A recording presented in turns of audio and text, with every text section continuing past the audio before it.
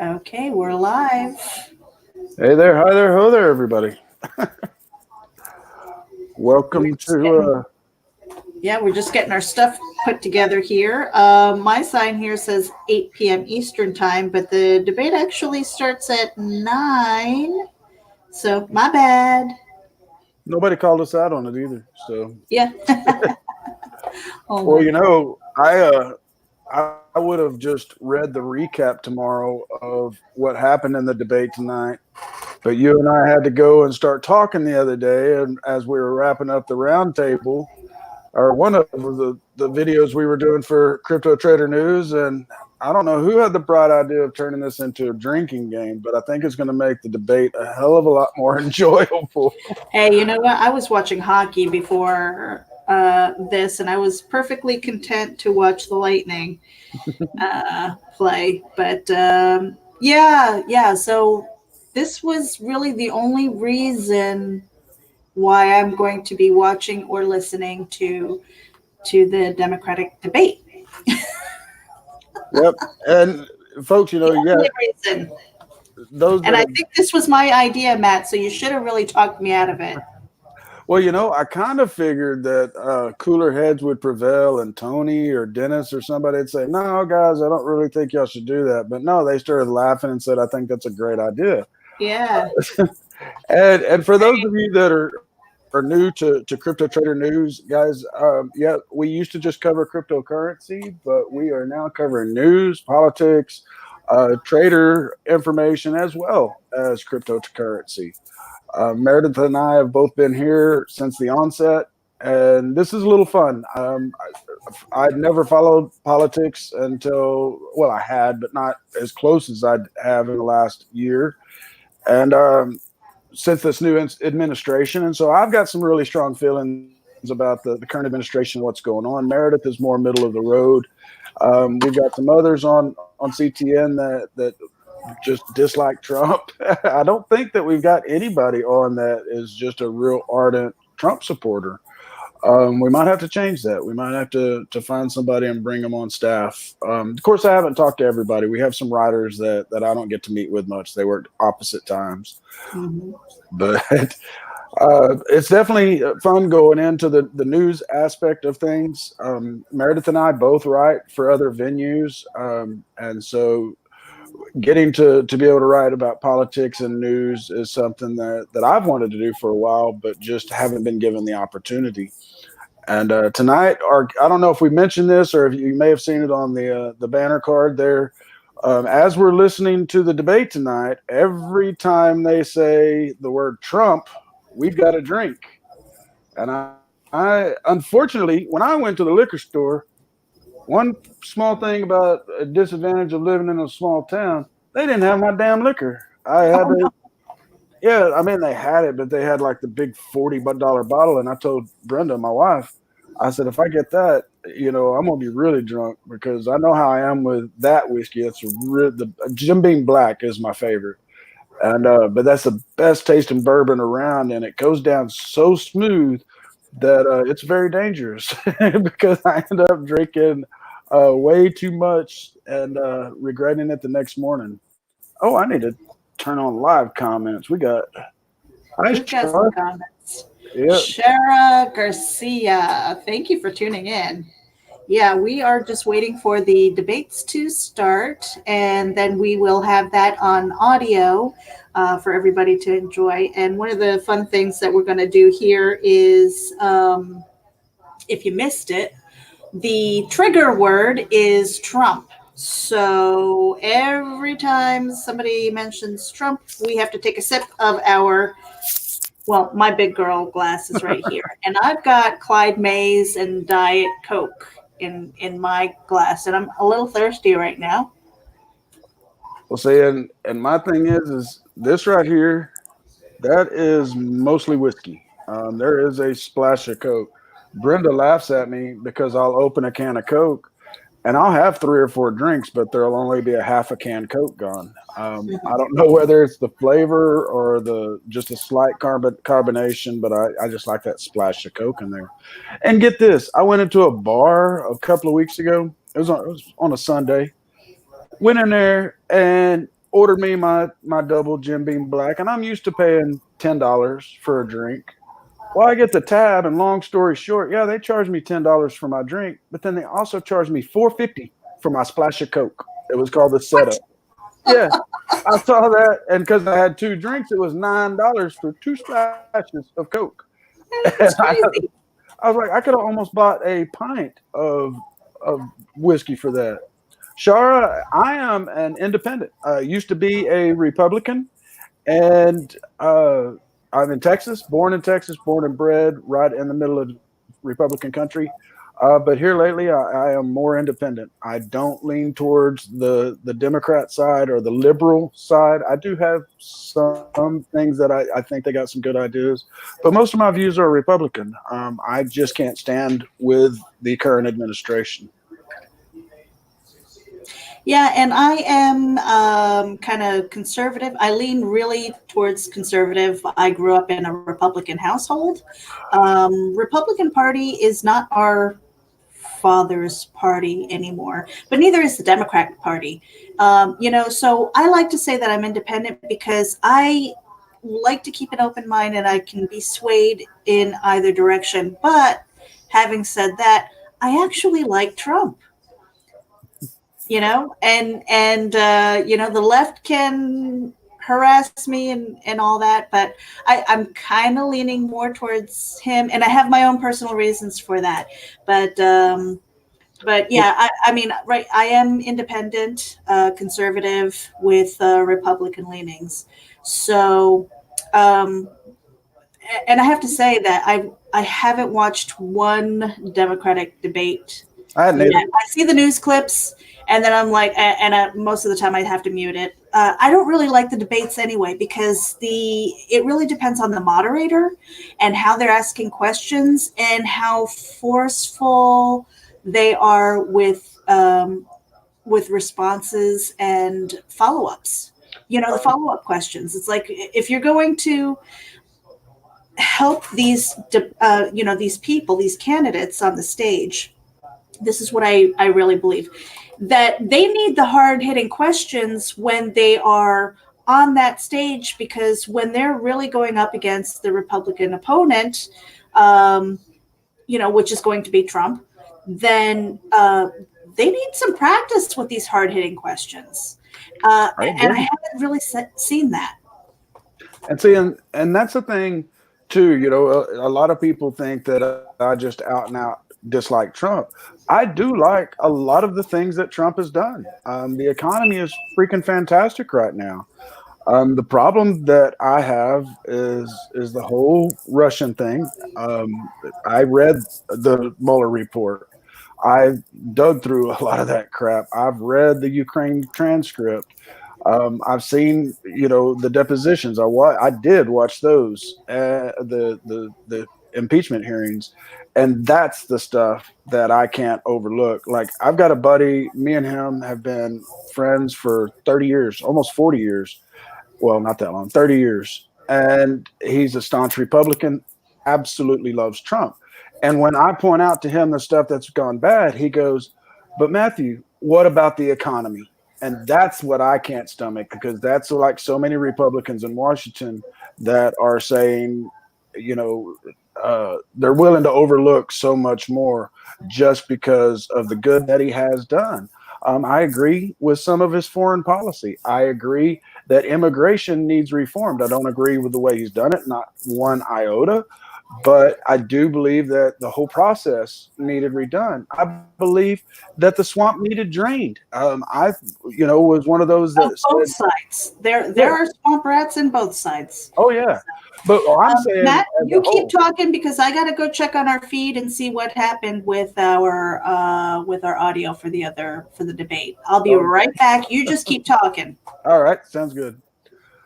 And so anyway, I like a lot of what Trump has done. The problem is the execution on a lot of it. And so I, I wish that there was another Republican nominee. I really do.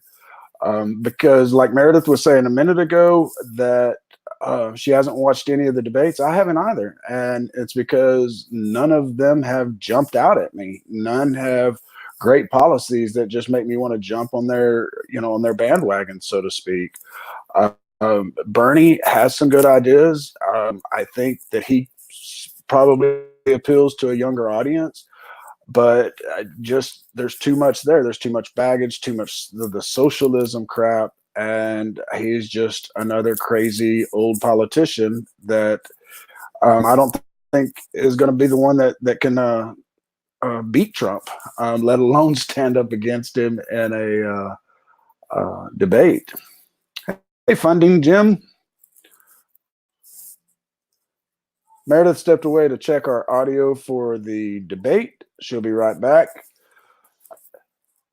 And don't know who all's listening, but if you just tuned in, guys, we are getting ready to listen to the debate. It is our, flashback to our college days. Well, I never did really go to college, but back to those days anyway, because I still played a lot of drinking games. And we're going to play one tonight. We're going to listen to the debate. And every time one of the, I don't know if we're going to say well, I guess it's going to be anybody involved with the debate. So whether it's the moderator or the candidates themselves that say the word Trump, then we're going to drink. I got a full glass of Jim Beam. Meredith got her drink. And we are about 8 minutes away from starting. I've already had a couple of sips, but Funding Jim, you're having a conversation here? Or no, I'm just talking.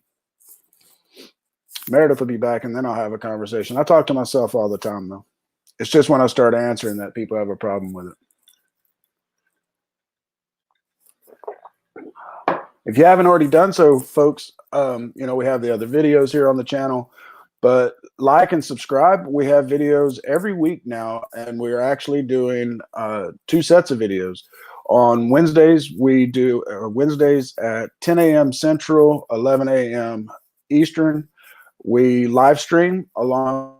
Generally, it's myself, Meredith, and then a couple of other folks from the CTN staff, Tony Lewis, Dennis Lewis, who are the owners and head editors, Alan Daniel, who's another writer. And so they usually join us on Wednesdays, and we'll talk about pretty much anything. It just depends on what's going on. We may talk about the current state of the market, Bitcoin if it's up or down, and we may talk politics. And then Meredith and I do another show that comes out on Fridays, or usually on Fridays, maybe on Mondays, where we're just kind of talking about current topics and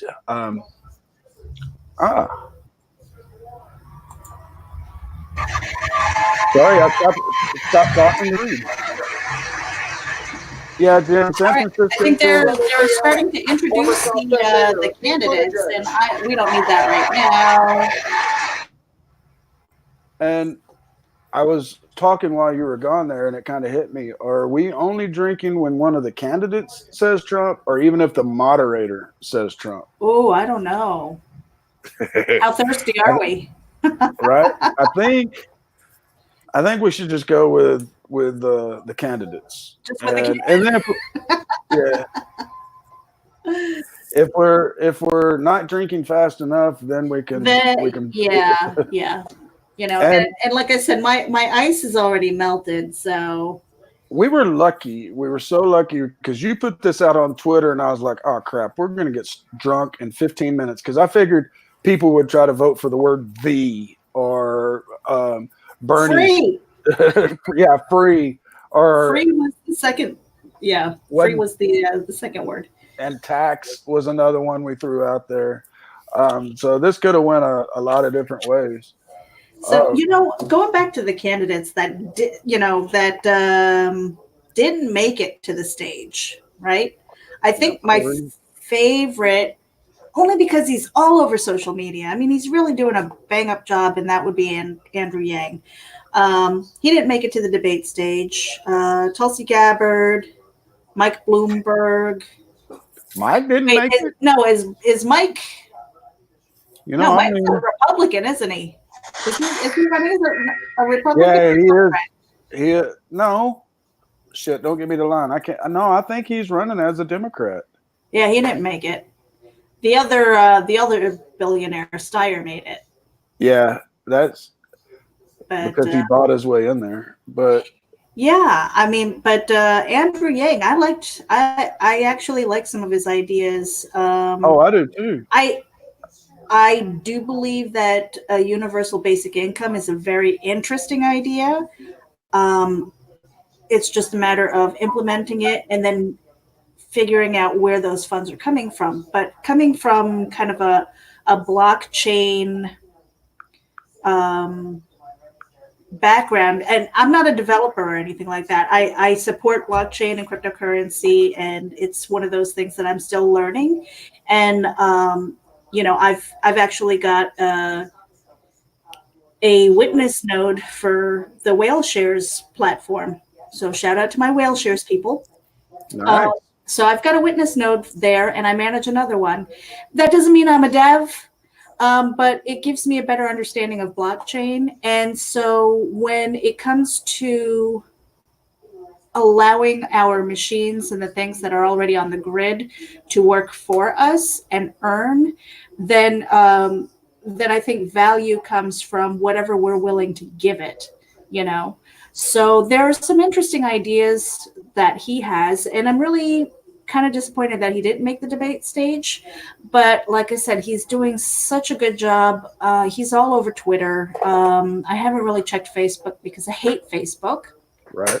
But I know he's all over Twitter, and he's really got a growing support network of, his Yang gang. So I'm kind of rooting for him because I really can't stand Elizabeth Warren. I can't. No. I just can't take her marionette moves, and her voice is like, nails on a chalkboard, and her policies are just horseshit. I'm going to say it. Her policies are horseshit. And the way she just goes back and forth with, she's just pandering. Yeah, exactly. Whatever the weight is saying is what she's going to say so that she fits in. And, one of the things on Twitter that I noticed was, they've got the memes are, I mean, I love Twitter because the memes are just outrageous. They're entertaining all day long. Yeah, and they had one where they superimposed an afro on her and said that she's now the only minority candidate on the debate stage. And I was laughing my ass off. But well, she couldn't put the Indian headdress on. They already disproved that. So yeah. So why not add 1 and 1024th black? Why not? But one thing that sucks though is I did the ancestry DNA testing. My father is an American Indian. Yep, I know. I really look it, don't I? My grandparents were on the reservation and forced to the reservation. And so I did mine thinking, oh, this is going to be great. I'll show the girls. Man, I have like 1.something% American Indian. And it showed me the rest of mine European. And I was like, this is just completely wrong. And I won't go into it, but I ended up finding a sister I didn't know about through that thing. Yeah, it wasn't a good story. I mean, her and I are talking, but she didn't know that my dad was her dad. It's a whole big drama thing. Mm-hmm. They starting up, or are they still introducing? I think they are still introducing. Oh, Jay didn't think it was funny about the Pocahontas headdress thing, or the afro. One of the things he didn't think Elizabeth Warren was funny. Well, I don't think Elizabeth Warren's funny either. Not at all. And she was rightfully called out on the American Indian thing. I mean, she is white, and I know I'm white, but if I get out in the sun just a little bit, I at least get some color, and she doesn't get any. But her whole thing, like you were saying, her policies, I just don't like. I thought that there might be a chance that Bernie and her would team up, but after what's happened in the last few days, I don't guess that's going to happen. with it? You know what? They're politicians. They have really thick skin, and we expect blood when they're in the arena, right? Oh yeah. I mean, if you think of it like gladiators, we expect blood and mayhem and all this stuff, and take them down. But when you're out of that arena, shake hands, get over it, and then work together to create policy. Let me just let's pop in here with the audio. So I think my record speaks to that, Wolf.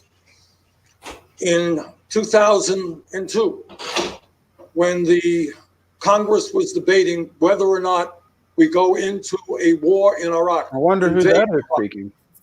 I got up on the floor of the House and I said that would be a disaster. It would lead to unprecedented levels of chaos in the region. And I not only voted against the war, I helped lead the effort against that war. Just last year, I helped, for the first time in the modern history of this country, pass a War Powers Act resolution working with a conservative Republican, Mike Lee of Utah, which said that the war in Yemen led by Saudi Arabia was unconstitutional because Congress had not authorized it. We got a majority vote in the Senate. We got a majority vote in the House. Unfortunately, Bush vetoed that, and that horrific war continues. I am able to work with Republicans. I am able to bring people together to try to create a world where we solve conflicts over the negotiating table, not through military efforts. Vice President Biden, you talk a lot about your experience, but some of your competitors have taken issue with that experience, questioning your judgment in voting to authorize the Iraq war. Why are you the best prepared person on this stage to be commander-in-chief? Why am I picturing that as Dan Aykroyd from Saturday Night Live? Party to go to war if, in fact, he couldn't get inspectors into Iraq to stop what thought to be the attempt to get a nuclear weapon. It was a mistake, and I acknowledge that.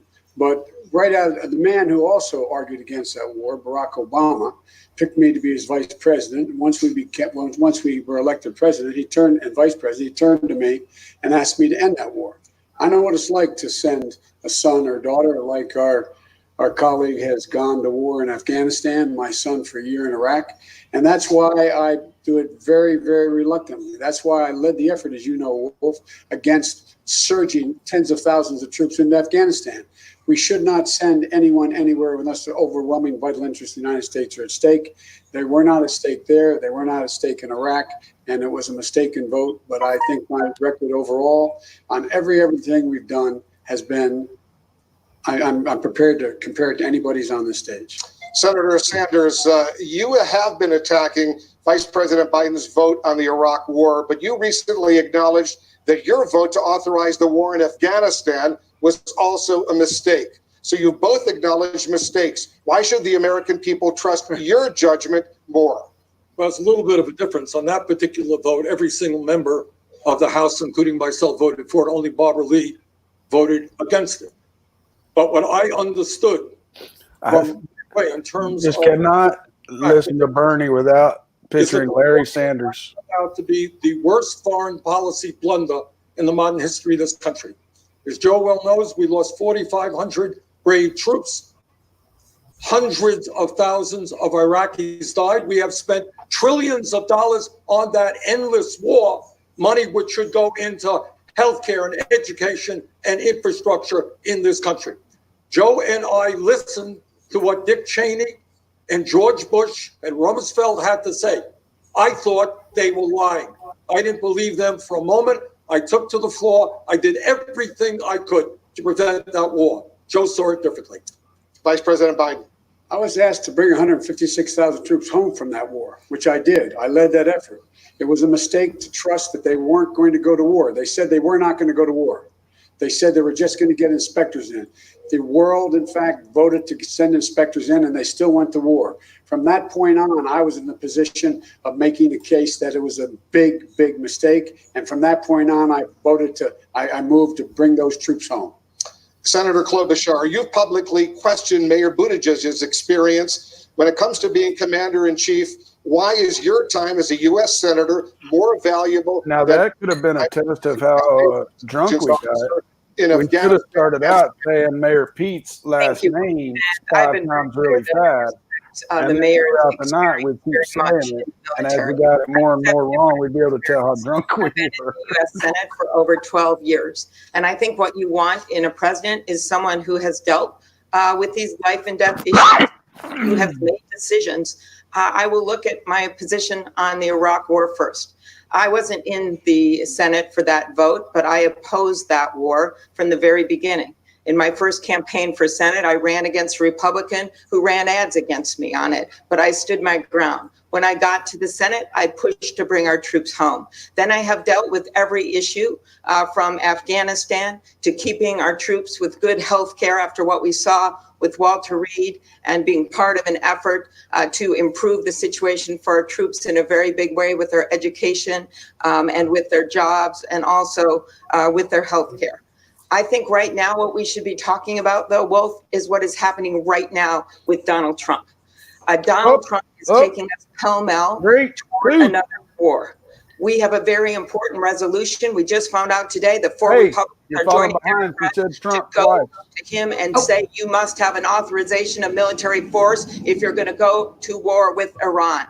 That is so important because we have a situation where he got us out of the Iranian nuclear agreement, something I worked on for a significant period of time. As president, I will get us back into that agreement. I will take an oath to protect and defend our Constitution, and I will mean it. Thank you, Senator Klobuchar. We're going to continue talking about who's best prepared to be Commander-in-Chief, Mayor Buttigieg. Well, I bring a different perspective. There are enlisted people that I served with barely old enough to remember those votes on the authorization after 9/11, on the war in Iraq. And there are people now old enough to enlist who were not alive for some of those debates. The next president is going to be confronted with national security challenges different in scope and in kind from anything we've seen before. Not just conventional military challenges, not just stateless terrorism, but cybersecurity challenges, climate security challenges, foreign interference in our elections. It's going to take a view to the future as well as the readiness to learn from the lessons of the past. And for me, those lessons of the past are personal. Senator Warren, in our new CNN Des Moines Register poll, almost a third of your supporters say your ability to leave the military is more of a weakness than a strength of yours. Why are you best prepared to be Commander-in-Chief? I believe the principal job of the Commander-in-Chief is to keep America safe. And I think that's about judgment. I think it starts with knowing our military. I sit on the Senate Armed Services Committee. I work with our generals, with our military leaders, with our intelligence, but I also visit our troops. I visit our troops around the world. I've been to Afghanistan, to Iraq, to Jordan, to South Korea. I've been to lots of places to talk with our troops. And I fight for our troops to make sure that they get their pay, that they get the housing and medical benefits that they've been promised, that they don't get cheated by giant financial institutions. You know, I have 3 brothers who are in the military, and I know how much our military families sacrifice. But I also know that we have to think about our defense in very different ways. We have to think about cyber. We have to think about climate. We also have to think about how we spend money. We have a problem with a revolving door in Washington between the defense industry and the Department of Defense and the Pentagon. That is corruption, pure and simple. We need to block that revolving door, and we need to cut our defense budget. We need to depend on all of our tools, diplomatic, economic, working with our allies, and not let the defense industry call the shots. Mr. Steyer, you worked in finance for decades and have never held elected office. Why should voters believe you have the experience or judgment? Uh-oh. Hold on a second. I got to go see what happened. Somebody tripped over the cord. Well, I guess while Meredith deals with technical difficulties, maybe we should have went with a different keyword. I figured we had already been pretty buzzed by now. I figured they'd open up with 15 minutes of Trump, Trump, Trump, Trump, Trump. And of course, so far, I don't know about you guys that are listening in, but I haven't heard anything that has jumped out at me. But then again, I didn't expect to. I'm kind of where are you guys that are in the chat room? Are y'all, ardent Trump supporters, or there's some of you on the fence on various Democratic candidates? Or are you just here to see people get drunk and try to have a different way of seeing the debate?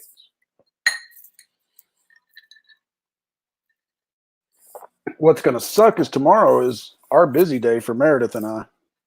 We do our Crypto Trader News Roundtable or Fireside Chat. Then we record our weekly CTN video, and then we record another video for another channel that we work on. And Sanders, tomorrow could be in the fun. wake of the Iran crisis, Iran's Ayatollah Khamenei has again called for all U.S. troops to be pulled out of the Middle East, something you've called for as well. Yet when American troops last left Iraq, ISIS emerged and spread terror across the Middle East and indeed around the world. How would you prevent that from happening again? Okay, let me tell you, but before I tell you that, let me tell you something else. And that is, and I don't know if my colleagues here will agree with me or not, maybe they will. But what we have to face as a nation is that the two great foreign policy disasters of our lifetimes were the war in Vietnam and the war in Iraq.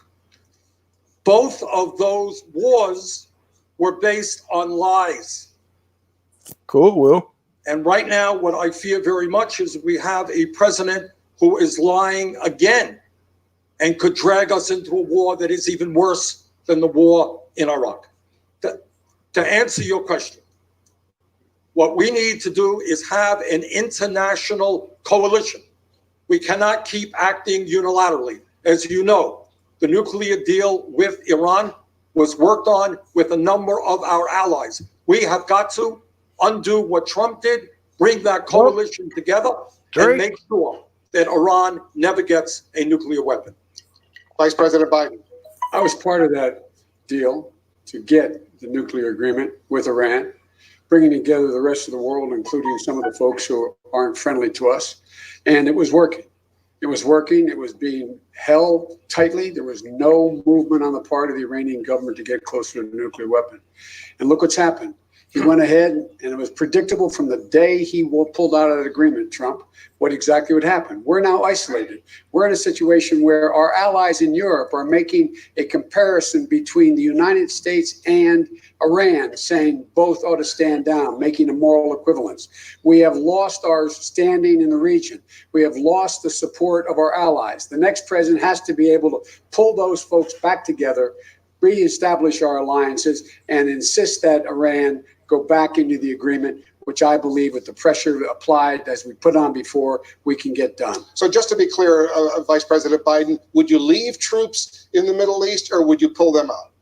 I would leave troops in the Middle East in terms of patrolling the Gulf where we are now, small numbers of troops. And I think it's a mistake to pull out the small number of troops that are there now to deal with ISIS. What's happened is now that he's gone ahead, the president, and started this whole process moving, what's happening? ISIS is going to reconstitute itself. We're in a position where we have to pull our forces out. Americans have to leave the entire region. And quite frankly, I think he's flat out lied about saying the reason he went after the reason he made the strike was because our embassies were about to be bombed. Senator Klobuchar. I would leave some troops there, but not in the level that Donald Trump is taking us right now. Afghanistan, I have long wanted to bring our troops home. I would do that. Some would remain for counterterrorism and training. In Syria, I would not have removed the 150 troops from the border with Turkey. I think that was a mistake. I think it made our allies and many others much more vulnerable to ISIS. And then when it comes to Iraq right now, I would leave our troops there, despite the mess that has been created by Donald Trump.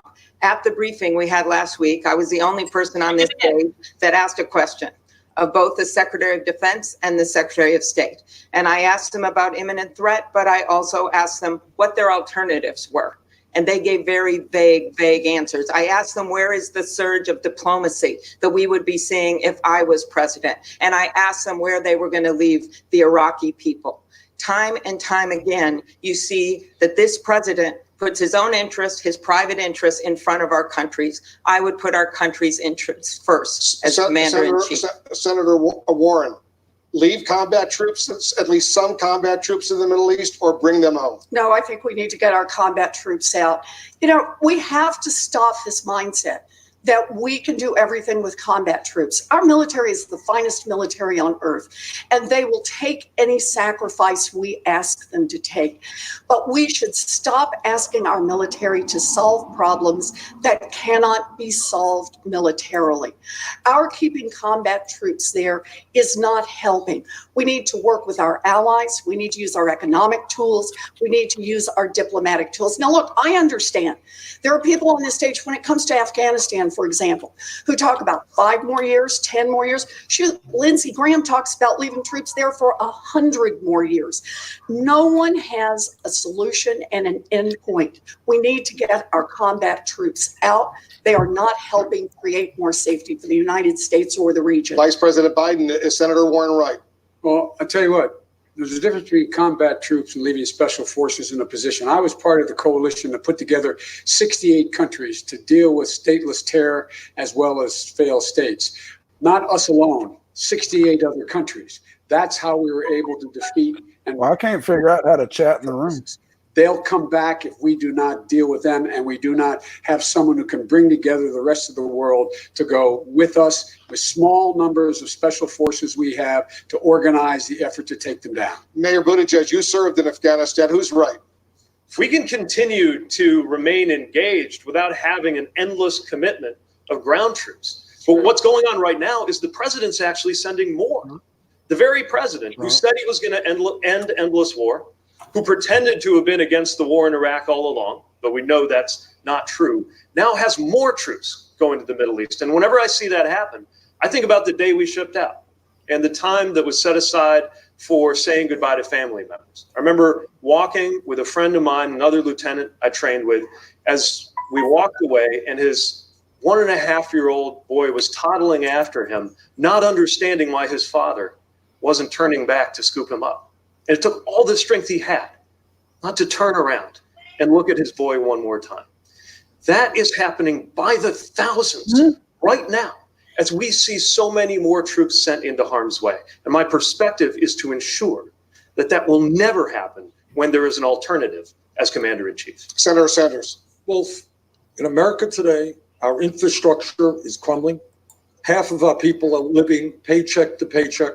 87 million people have no health care or are uninsured, underinsured. You got 500,000 people sleeping out on the streets tonight. The American people are sick and tired of endless wars, which have cost us trillions of dollars.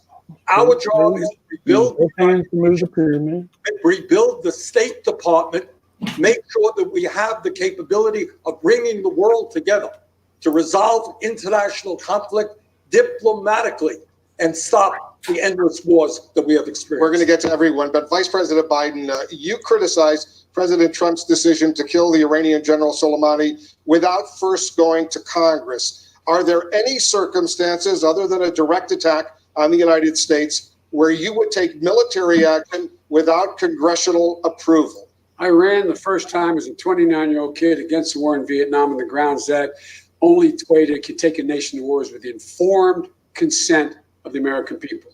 The informed consent of the American people. And with regard to this idea that we can walk away and not have any troops anywhere, including special forces, there's no way you negotiate, you've been able to negotiate with terrorists. You have to be able to form coalitions to be able to defeat them or contain them. If you don't, we end up being the world's police movement. They're going to come to us. They've come to us before, they'll come to us again. So it's a fundamental difference than negotiating with other countries. It's fundamentally the requirement that we use our special forces in small numbers to coordinate with other countries to bring together coalitions. Mr. Vice President, just to be clear, the Obama-Biden administration did not ask Congress for permission multiple times when it took military action. So would the Biden doctrine be different? No, there was the authorization for the use of military force that was passed by the United States Congress, House and Senate, and signed by the president. That was the authority. It does not give authority to go into Iran. It gave authority to deal with these other issues. Mayor Buttigieg. That authorization needs to be replaced. Exactly. We tried. Look, when we lost troops in Niger, there were members of Congress who admitted they didn't even know we had troops there. And it was all pursuant to an authorization that was passed to deal with Al-Qaeda. And Loving the 9/11. comments in chat, guys. Congress has been all too happy to leave aside its role. Now, thanks to Democrats in Congress, that's changing. But the reality is, year after year, Congress didn't want to touch this either because it was so politically difficult. Fundamental truth is, if our troops can summon the courage to go overseas into harm's way, often on deployment after deployment, then we've got to make sure that Congress has the courage to take tough up or down votes on whether they ought to be there. And when I am president, anytime, which I hope will never happen, but anytime I'm compelled to use force and seek that authorization, we will have a 3-year sunset so that the American people are included not only in the decision about whether to send troops, but whether to continue. Thank you. Senator Warren, we're going to get to everyone, but Senator Warren, what about you? Are there any circumstances other than a direct attack on the United States where you would take military action without congressional approval? Well, imminent threat, but we need an authorization for the use of military force before we take this nation into combat. That is what the Constitution provides, and that's what as Commander-in-Chief I will do. But I just want to be clear. Everyone on this stage talks about nobody wants endless war. But the question is, when and how do you plan to get out of it? You know, on Senate Armed Services Committee, we have one general after another in Afghanistan who comes in and says, you know, we've just turned the corner and now it's all going to be different. And then what happens? It's all the same for another year. Someone new comes in and we've just turned the corner. We've turned the corner so many times, we're going in circles in these regions. This has got to stop. It's not enough to say someday we're going to get out. No one on the ground, none of our military can describe what the conditions are for getting out. It's time to get our combat troops home. Mr. Steyer, would a President Steyer use military force as a deterrent? And if not, under what circumstances would you take military action? I would take military action to protect the lives and safety of American citizens. But what we can see in the Middle East and what this conversation shows is that there is no real strategy that we're trying to accomplish in what we're doing in the Middle East. Obviously, Mr. Trump has no strategy. He is going from crisis to crisis, from escalation to escalation. But if you look further over the last years, including in the war in Afghanistan, we know from the Washington Post that, in fact, there was no strategy. There was a series of tactical decisions that made no sense. So we really have to ask ourselves in the Middle East, what are we trying to accomplish? I agree with Vice President. To do it, we should definitely be doing it in coalition. And I want to point out that did I miss one? Yeah. We're confronted by this issue, which everyone is talking about, but at the same time, there's a gigantic climate issue. I need a commercial break. It also requires the same kind of value-driven coalition building that we actually should be using in the Middle East. We need to ask ourselves, Put me up on the main screen a second. Safer for Americans, main screen? For more, and every single thing we do should follow into that strategy, and it's just not happening in Washington, D.C. Mayor Buttigieg, another critical issue you This face is as pretty much what's in president Washington, isn't it? weapons.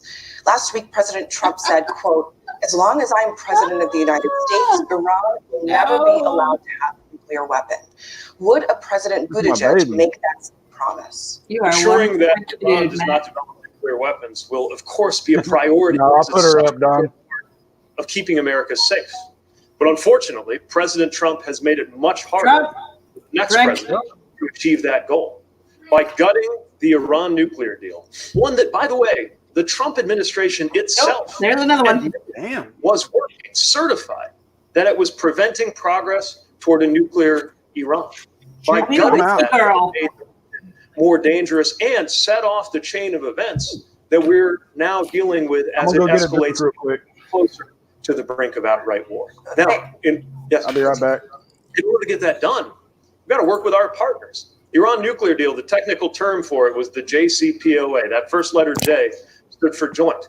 We can't do this alone, even less so now after everything that has happened, which is why it will be so critically important to engage leaders, including a lot of new leaders emerging around the world, and ensure that we have the alliances we need to meet what I believe is not just an American goal, but a widely shared goal around the world to ensure that Iran does not become a nuclear armed country.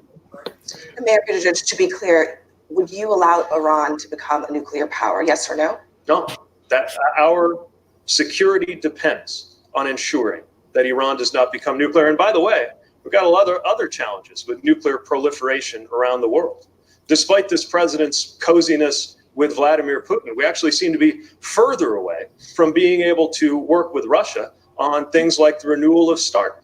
We've got to move toward less, not more, nuclear danger, whether it is from states, from stateless potential terrorist actors, Thank you, Mayor or anywhere else around the world. Thank you, Mayor Buttigieg. Senator Klobuchar, if you become president, it's very possible there won't be an Iran nuclear deal for the United States to rejoin. Given that, how would you prevent Iran from gaining a nuclear weapon? I would start negotiations again, and I won't take that as a given that our European partners are still trying to hold the agreement together.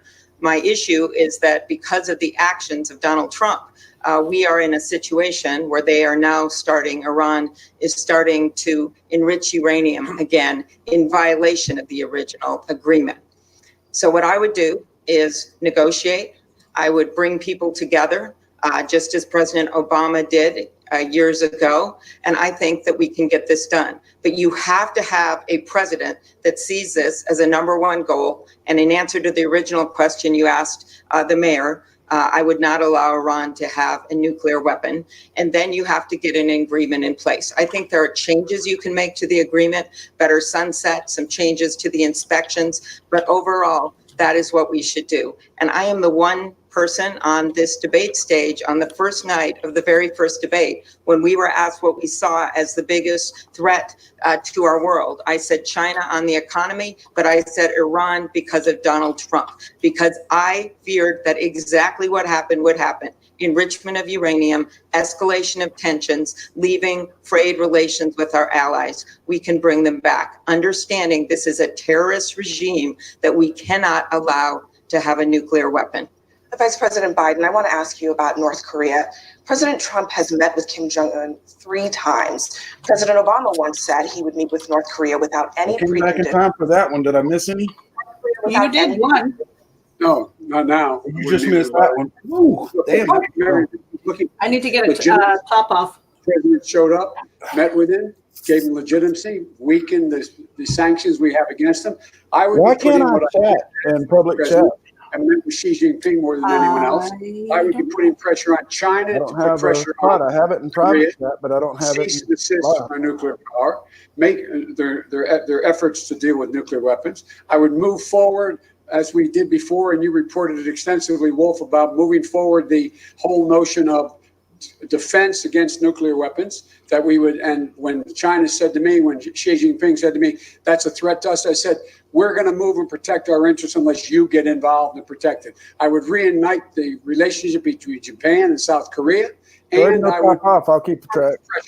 Enormous pressure on China, Yeah, I need to top off. I'll be right back. for them to put pressure on North Korea to cease and desist. But I would not meet with, absent preconditions, I would not meet with the, quote, supreme leader who said, Joe Biden is a rabid dog. He should be beaten to death with a stick.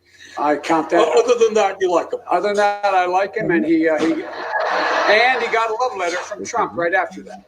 Mr. Steyer, would you meet with North Korea without any preconditions? No, it's very clear that if we're going to do something with North Korea, we're going to have to do it in concert with our allies, that meeting with him without preconditions is not going anywhere, that the staff can meet to try and see how far we can get. But this is a classic situation where the United States idea of going it alone makes no sense. And when you are talking about Iran, let's face it, Iran is under great pressure economically.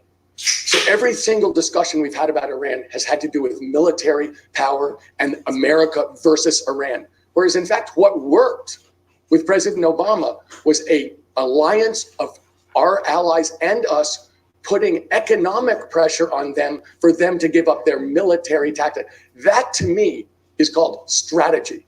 Having a goal to make America safer by looking more broadly Thank you. than just us as the policemen Thank of you, the Mr. world Steyer. spending money. Let's stay with the theme of America's role in the world and talk about Thank trade. you, Will. Tomorrow, President Trump is expected to sign phase 1 of a Well, trade we said agreement only with China, and the Senate will likely soon nominee. approve a new trade deal with Mexico and Canada, Iowa's largest trading partners.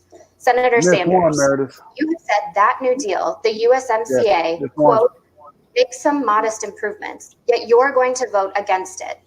Aren't modest improvements better than no improvements No, for we the could do farmers and much- Our manufacturers who have been audience is calling us here in out Iowa? now. The answer is we could do much better than the Well, Trump since did. you missed one, does Yeah. that mean I missed one too? I'll take No, another no, one. no. That's the one I missed.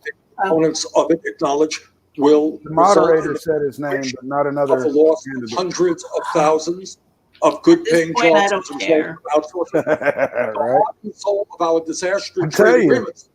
And I'm the guy I who got a voted little against nerve. NAFTA and against permanent normal trade relations with China, is that we have forced American workers to compete against people in Mexico, in China, elsewhere, who earn starvation wages, $1 or $2 an hour. Second of all, Yeah, this is much more entertaining on Saturday Night Live. organization has said no to this new trade agreement because it does not even have the phrase climate change I meant in it. them, you know. And given the fact that climate change is right now the greatest threat facing this planet, I will not Climate vote for a trade change. agreement that does not incorporate very, very strong principles to significantly lower fossil fuel We emissions. should have given ourselves like 2 or 3 But Senator keywords.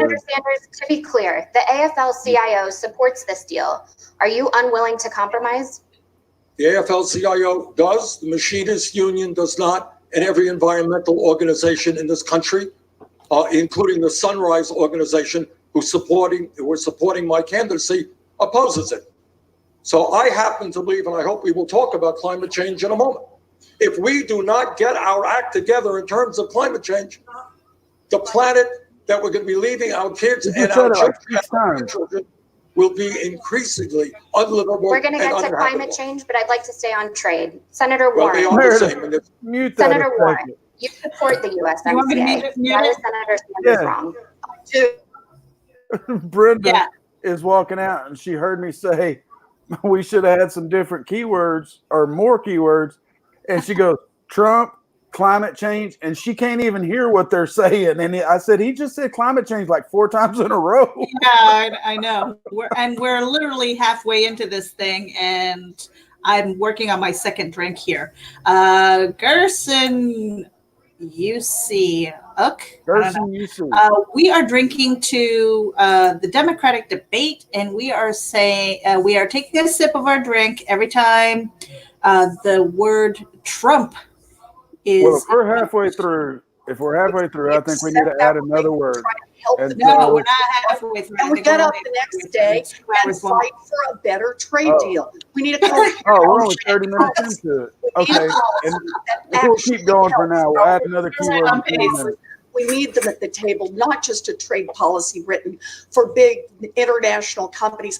I'm ready to have that fight, but let's help the people. Thank who you. need Senator help right Sanders, now. can you please respond to Senator Warren? Well, I think it is not so easy to put together new trade legislation. If this is passed, I think it will set us back a number of years. Senator Warren is right in saying we need to bring the stakeholders to the table. That is the family farmers here in Iowa and in Vermont and around the country. That is the environmental community. That is the workers. Bottom line here is I am sick and tired of trade agreements negotiated by the CEOs of large corporations. Senator Klobuchar, I'd behind like to doors. bring you in here. Brianne, I want to hit reality here. I serve on the Agriculture Committee, and I will never forget going to Crawfordsville here in Iowa. And thank you for bringing up Iowa, Brianne, since that is where we are. And I went to this plant, and there was one worker left in that plant. That plant had been shut down because of One Donald Trump's worker. trade policies and because of what he had That done ain't a to those plant. workers with giving That's secret a next waivers door to neighbor. oil companies and ruining the renewable fuel standard. That worker brought out a coat rack of uniforms, and he said, "These are my friends. They don't work here anymore." And their names were embroidered on those uniforms. I Derek, think he's lying. Mark, Salvador. And that guy started to cry These are real people hurt by Donald Trump's trade war. So what we should do, and I support the USMCA. I am glad that these improvements were made that are supported by people like Richard Trumka and Sherrod Brown on labor and environment, on pharma, the sweetheart deal, because I think we need a big trading bloc with North America to take on China. And the way you are stronger with China is with your allies. Mayor Buttigieg, do you support Wolf? Yes or no? Yes, it has been improved. Moderators are taking It's turns. not perfect. But when you sit down with the people who are most impacted, they share just how much harm has been done to them by things like the trade war, and just how much we can benefit American consumers and workers and farmers by making sure we have the right kind of labor and enforceability, as Democrats ensured we got in this USMCA. But let's acknowledge why there is such fear and frustration. In my part of the country, in the industrial Midwest, I remember when they came around in the 90s, selling trade deals, telling us, don't worry about your slice of the pie. The pie will get so much bigger that everyone will be better off. And that promise was broken. The part about the pie getting bigger happened. It's just that the part about it getting to most people where I live did not. That is why there was Will CJ, I think a lot of people agree with you on that. and in committee rooms and Washington are being made, not based on what's best Thank you, for Mayor us, Buttigieg. but based on their own game. Vice President Biden, Senator Sanders has said Donald Trump will, quote, eat your lunch for voting yes on what he calls that's for the moderator. When it comes to trade, I why are care, I you was the best thirsty. candidate to take on President Trump? There will be no trade agreement signed in my administration without environmental. I just changed the rules. Does that mean I'm a labor. Democrat? No, And there will be no trade agreement until we invest more in American workers. We should be putting our money and our effort and our time in preparing American workers to compete in the 21st century on the high-tech side, dealing with all artificial intelligence. We should be focusing on equipping American workers to do that. And by the way, the idea, I don't know that there's any trade agreement that the senator would ever think made any sense. But the problem is that 95% of the customers are out there. So we better figure out how we begin to write the rules of the road, not China. Senator Sanders. Joe and I have a fundamental disagreement here. In case you haven't noticed. And that is NAFTA, PNTR with China, other trade agreements were written for one reason alone. And that is to increase the profits of large multinational corporations. And the end result of those two, just PNTR with China, if Joe, they pay him enough. and NAFTA cost us some 4 million jobs. Totally As part of kidding, the folks, race totally to power. kidding. I am sick and tired and will not tolerate. And we will use the power of the federal contracting system. If a corporation in America wants to shut down in Iowa or Vermont or any place else, and then they think they're going to get online for a generous federal contract, they've got another thing going. We need some corporate responsibility here, and we need to protect good-paying jobs in America, not see them go to China, Mexico, Vietnam. Mr. and other Vice low-wage President, what's your countries. response? We need corporate responsibility, and I agree with that completely. But we also need to have enforcement mechanisms in the agreements we make, enforceable agreements. That's one of the things that has been improved with the trade agreement with Mexico, and that's what we should be doing in any agreement we have. But let's get back to the basics here. If we don't set the rules of the road by going out to our partners instead of poking our eye and poking our finger in the eye of all our friends and allies, we make up 25% of the world's economy. We got to bring the other 25% of our allies along with us to set the rules of the road so China cannot continue to abuse their power by stealing our intellectual property and doing all the other things using their corporate state system to our significant disadvantage. Senator Warren. You know, our problem is not just that we need corporate responsibility. It's been the structure of how these trade deals have been negotiated.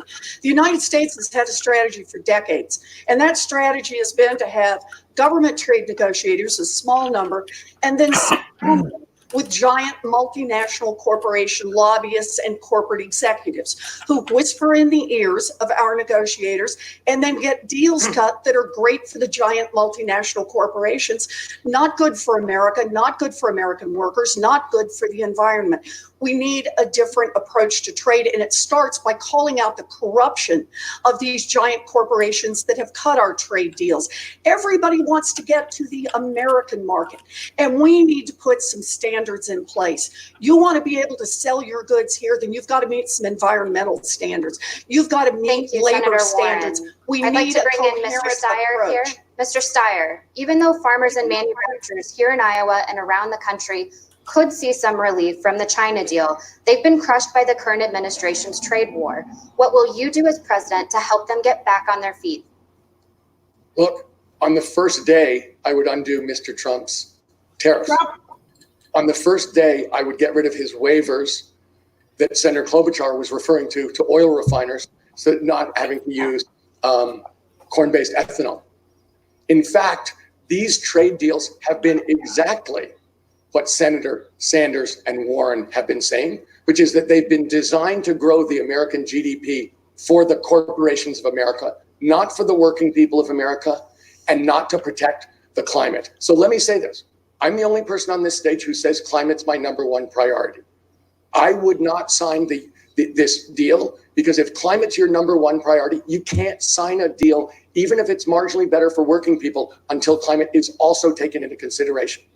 Look, I've got 4 kids between the ages of 26 and 31. I cannot allow this country to go down the path of climate destruction.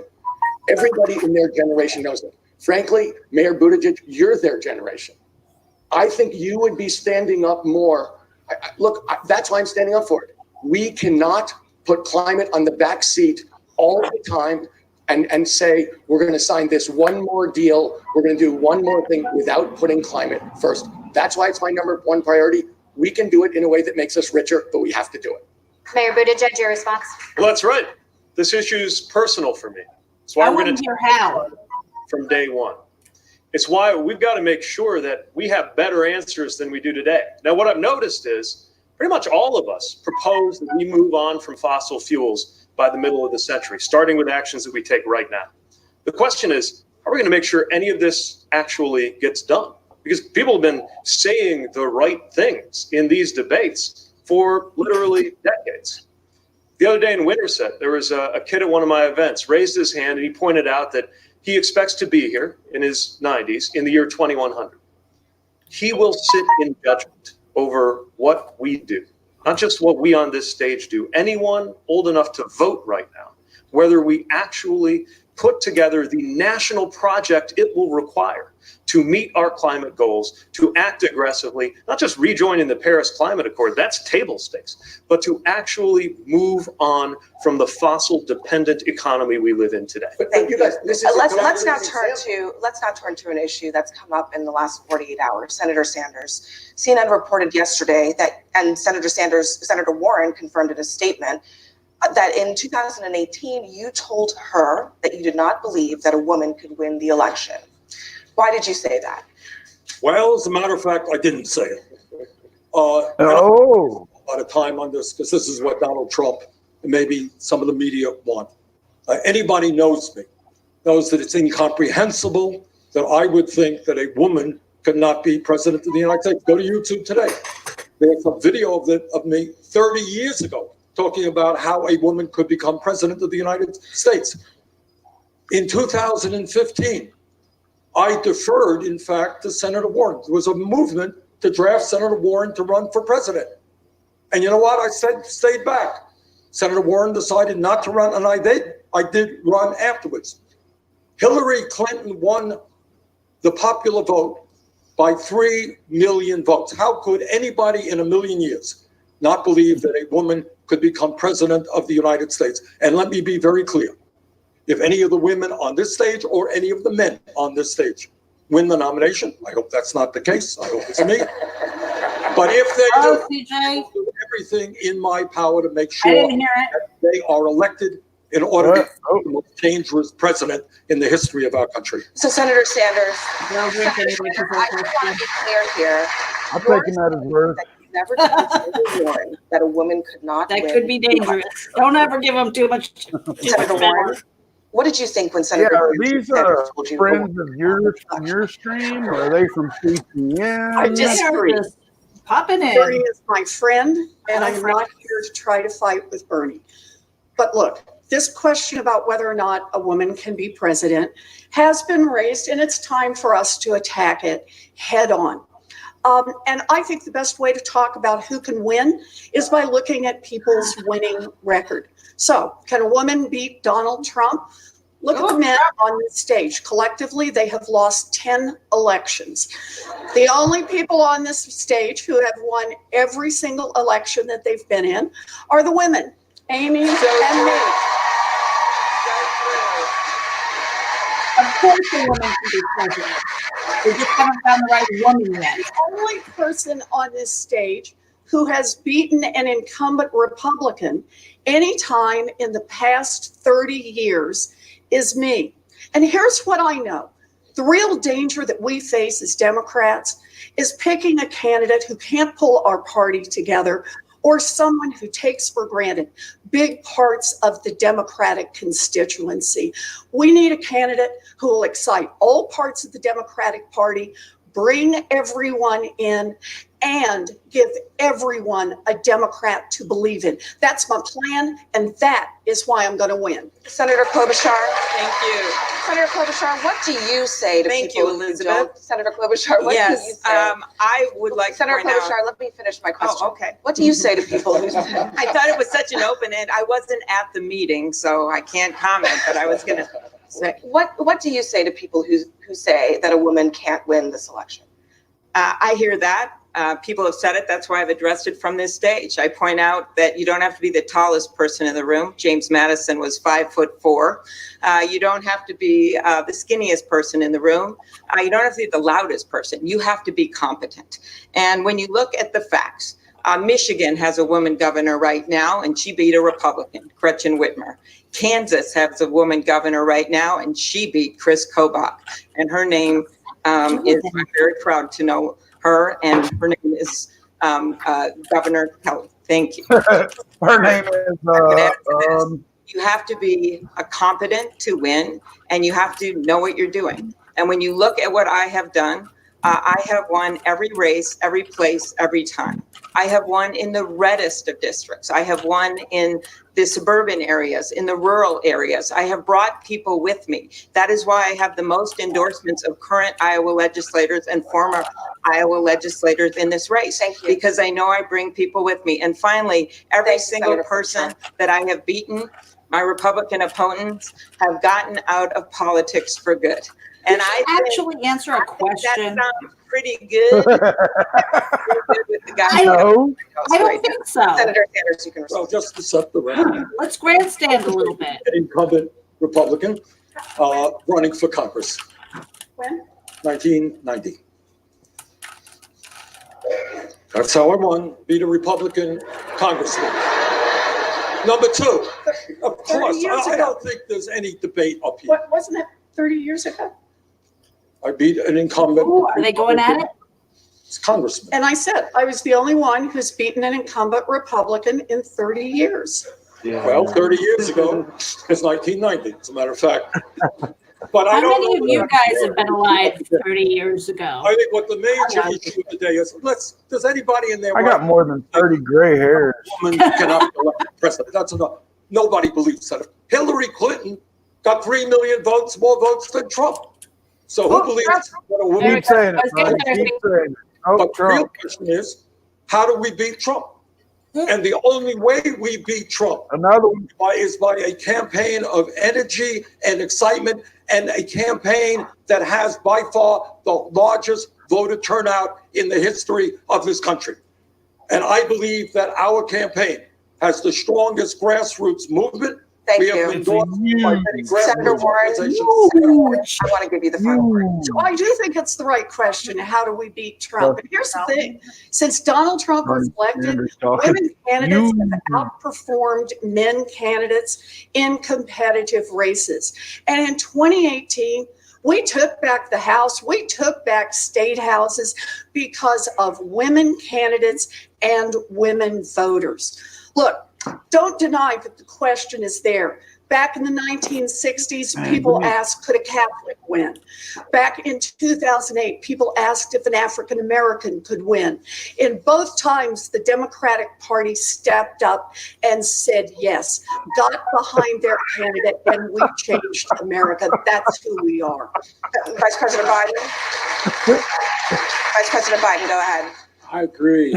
Big head vegan. We did a campaign for 27 of them this last in 2018. The best group I've ever campaigned for. But the real issue is who can bring the whole party together. I'm getting to a point where I'm not even listening. I just want Trump so I can drink. Brown, black, all right. women, man, gay, straight. The fact of the matter is that I would argue that in terms of endorsements around the country, endorsements wherever we go, I am the one who has the broadest coalition of anyone running up here in this race. All right, we're going to take a short break now. The CNN Democratic Drake University will be right back after this. All right, I'm putting that on mute. Matt. All right, you know what? I was taking notes and then I got sidetracked, and then I'm like 1.5 pints of really strong drink.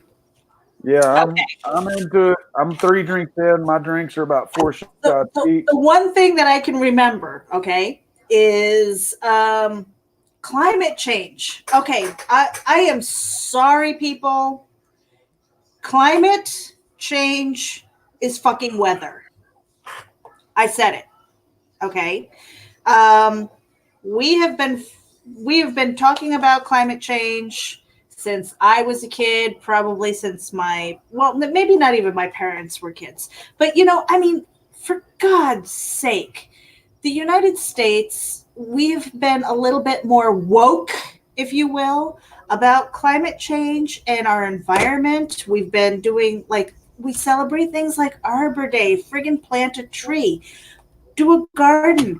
There's this whole movement of homesteaders who are planting their gardens, and they want to know where their food is coming from. They are planting trees, they're planting they're being aware of their environment, they're cleaning up, recycle, reuse, repurpose, right? I grew up with this stuff. We've had this in our brain. So I mean, it just drives me crazy when you have politicians who are saying, oh, we're going to be, hey, look, politically incorrect. I am using a plastic straw. Okay. Screw it. Because plastic is in friggin' everything. Okay. You've got plastic parts in your phone. You really want to be on that bandwagon? Get rid of your phone. Okay. I'm going to say it. This climate change thing is just maddening, because if you look not at the temperature that it is right now, but if you look at the history of the Earth and the history of the universe, okay, we have the ice ages, and we have the global warming and things. This is cyclical for our Earth. Look at the whole history, and be responsible for your own backyard. If you see garbage, pick it up. I was at the grocery store yesterday, and I was just picking up plastic bags that were floating around in the damn parking lot. Receipts and things like that. It just pick up.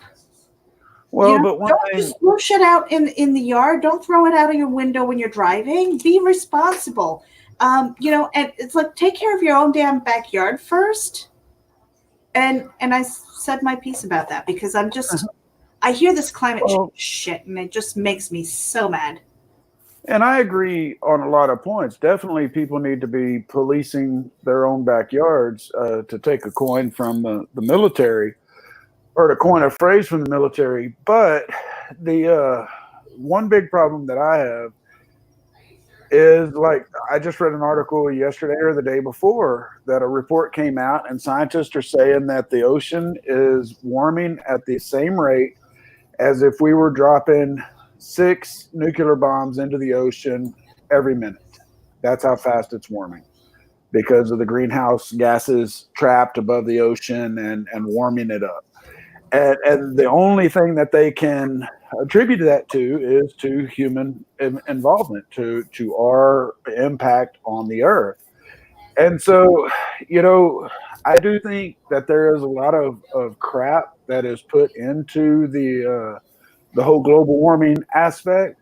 But I do think that there is a problem, and for Trump to blanketly say, no, America's not going to be involved in any of these efforts, and to roll back a lot of these regulations that were aimed at helping curtail global warming, I don't think it's on the right track. I think some of it's politically motivated, monetarily motivated. He's got friends that are in the oil industry. He's got friends that are in the coal industry. And I just don't think that by trying to move ourselves to renewable energy, does that mean, that we all need to move to wind turbines? They're killing all the eagles and thousands of birds, as Trump says. I don't know. But I do know that there is plenty of land that is near the coastal lines that gets a lot of wind. I know there are a lot of areas in the plains that get a lot of wind. I know that Denmark has, moved a big chunk of their energy consumption to wind power. And granted, yes, it is expensive to start. Do I know if their programs are working 100%? No, of course I don't. A, I'm not from there. From B, I just don't have enough time to investigate all that stuff. But to blanketly say that the whole global warming thing is wrong or a hoax, I think is wrong, because I think it's verifiably to be able to be proven verifiably that we are having a huge impact on the earth. That ice caps are melting, the ocean levels are rising. Granted, it's not to the level that New York's going to be underwater next month or even next year, but I think that we have to be cognizant of the impact that we're making on the earth. We only get one of these, and apparently. When I say that we need to be personally responsible for what's in our backyard, okay. Absolutely do that. And Josh Marks, thank you for calling me stupid, because you matter to me. Okay. I didn't even see that. Yeah, whatever. Anyway, we have to be responsible, and we should be aware of what our carbon footprint is. Okay. I do believe that. Be aware, clean up after yourself. But here's the thing. It's like, everybody's screaming about the Paris Accord and everything. Did you actually read it? I mean, did you people actually read it? All right. So before you start spewing the propaganda that's out in the news, and I don't care what news outlet you have, because everybody's got their side, why don't you shut up and read it first and see what's actually in there? All right. And see what China's actually getting away with. And compare it to how America has actually made strides toward cleaning up and doing better. Right. Okay. So, I mean, just before you go down that road, read it first and then make a judgment. Don't go by opinion or what you're hearing on the news, because I'm sorry, you cannot trust the news. Do your own research. Don't be an idiot. Yeah, no, she's exactly right, guys. When I get my news, I do it from multiple venues, and I'm talking, yes, CNN. I also do Fox, Al Jazeera, and BCC. Why? Because that gives me, and then among others, whatever may have come across my feed, because that gives me more of an all-encompassing view of the news. You would be absolutely surprised of what you will see on Al Jazeera that you don't see here. just case in point real quick, and I won't go all the way into it, but I know during Iraq 2.0, there were prisons that we went in and liberated, and that the Iraqi people were coming up and hugging us, that we were freeing children that had been held in there for years because of crimes that their fathers committed. And that was reported on Al Jazeera, but nowhere would you find it on U.S. website. The same with some drones that were shot down at that time. And I wrote to my local Fox news station, and I was asking, why am I hearing about this only on foreign news stations and not my local news or my national news? And of course, I didn't even receive a F off. I just didn't receive anything.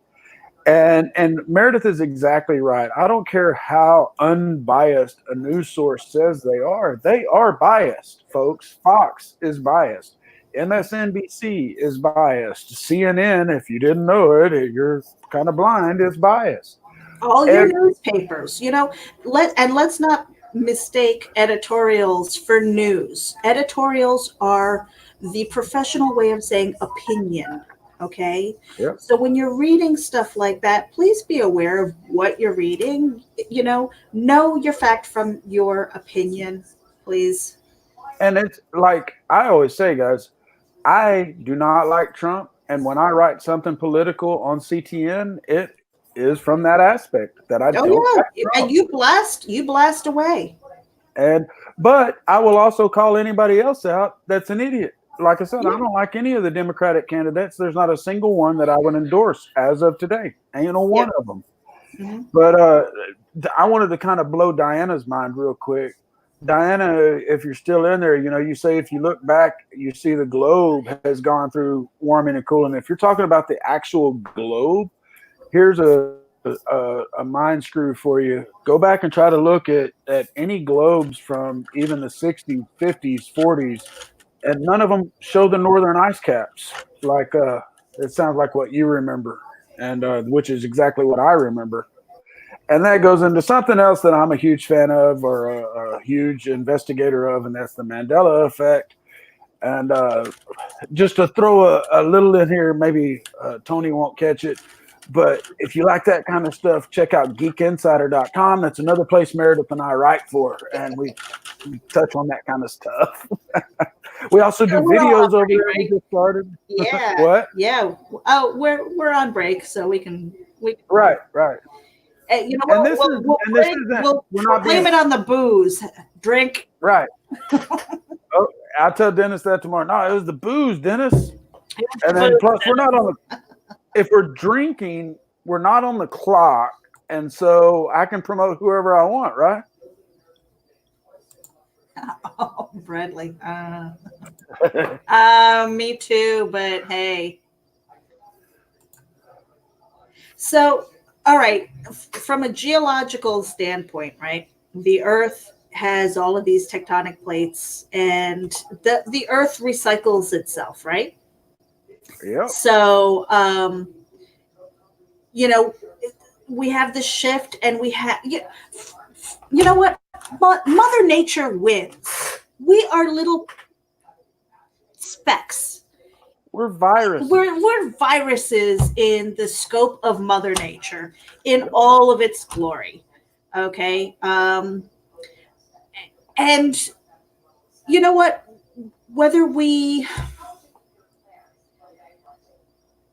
she's basically going to recycle us. And if she's pissed off enough, you know what? She's going to set off that volcano. And the Earth is going to open up with all these sinkholes and swallow us whole and things like that. And I know that sounds kind of wackadoo. And yes, I have been drinking, but there's a part of me that really believes this. I am nothing in the whole scope of things. Okay. All I can do is control what's in my area. Okay, I can control my immediate environment, but I cannot control the weather. I can do my best and in a concerted effort. Okay, this is the thing that makes me crazy. It's almost, and I'm going to do a little analogy here, and whether or not this is drunkenese or not, I'm just going to put it out there. But when I was a kid, I remember in school, there was this whole thing where, people were like, oh, there are so many people in China that if they all stood on the edge and jumped at the same time, it would create a tsunami that would flood the United States. Okay? Right. This is where we are with freaking climate change. If we don't do, it's gonna blow up and all this. I mean, come on. Well, come on. Jumping in here real quick, going back to chat and what we mentioned a while ago. Will said he loves Geek Insider, and yep. Yay, all right. Will, I am the new head editor at Geek Insider. I've actually been a writer there for a couple of years. And Meredith has joined on recently, and we've opened up the Geek Insider channel over there. But this is our main home is CTN. Crypto here coming up in just a couple of weeks. We are celebrating 1 year here. Yeah. But Diana, no. Actually, if you go back and look at the globes, if you look up, let's just look up on eBay. Globe from 1960, you're going to see something a little different. The ice caps are not showing in the north. The globe doesn't look like anything that you've ever seen before, or that you remember, rather, I should say. The whiskey's kicking in. But that's the Mandela effect, also known as the glitch in the matrix. Over there on the Geek Insider website, I've got a lot of articles on the Mandela effect. The Mandela Effect movie, the possibility that we're all living in a simulation, which I've got another cool article coming on that, and which I should really quit advertising the other website.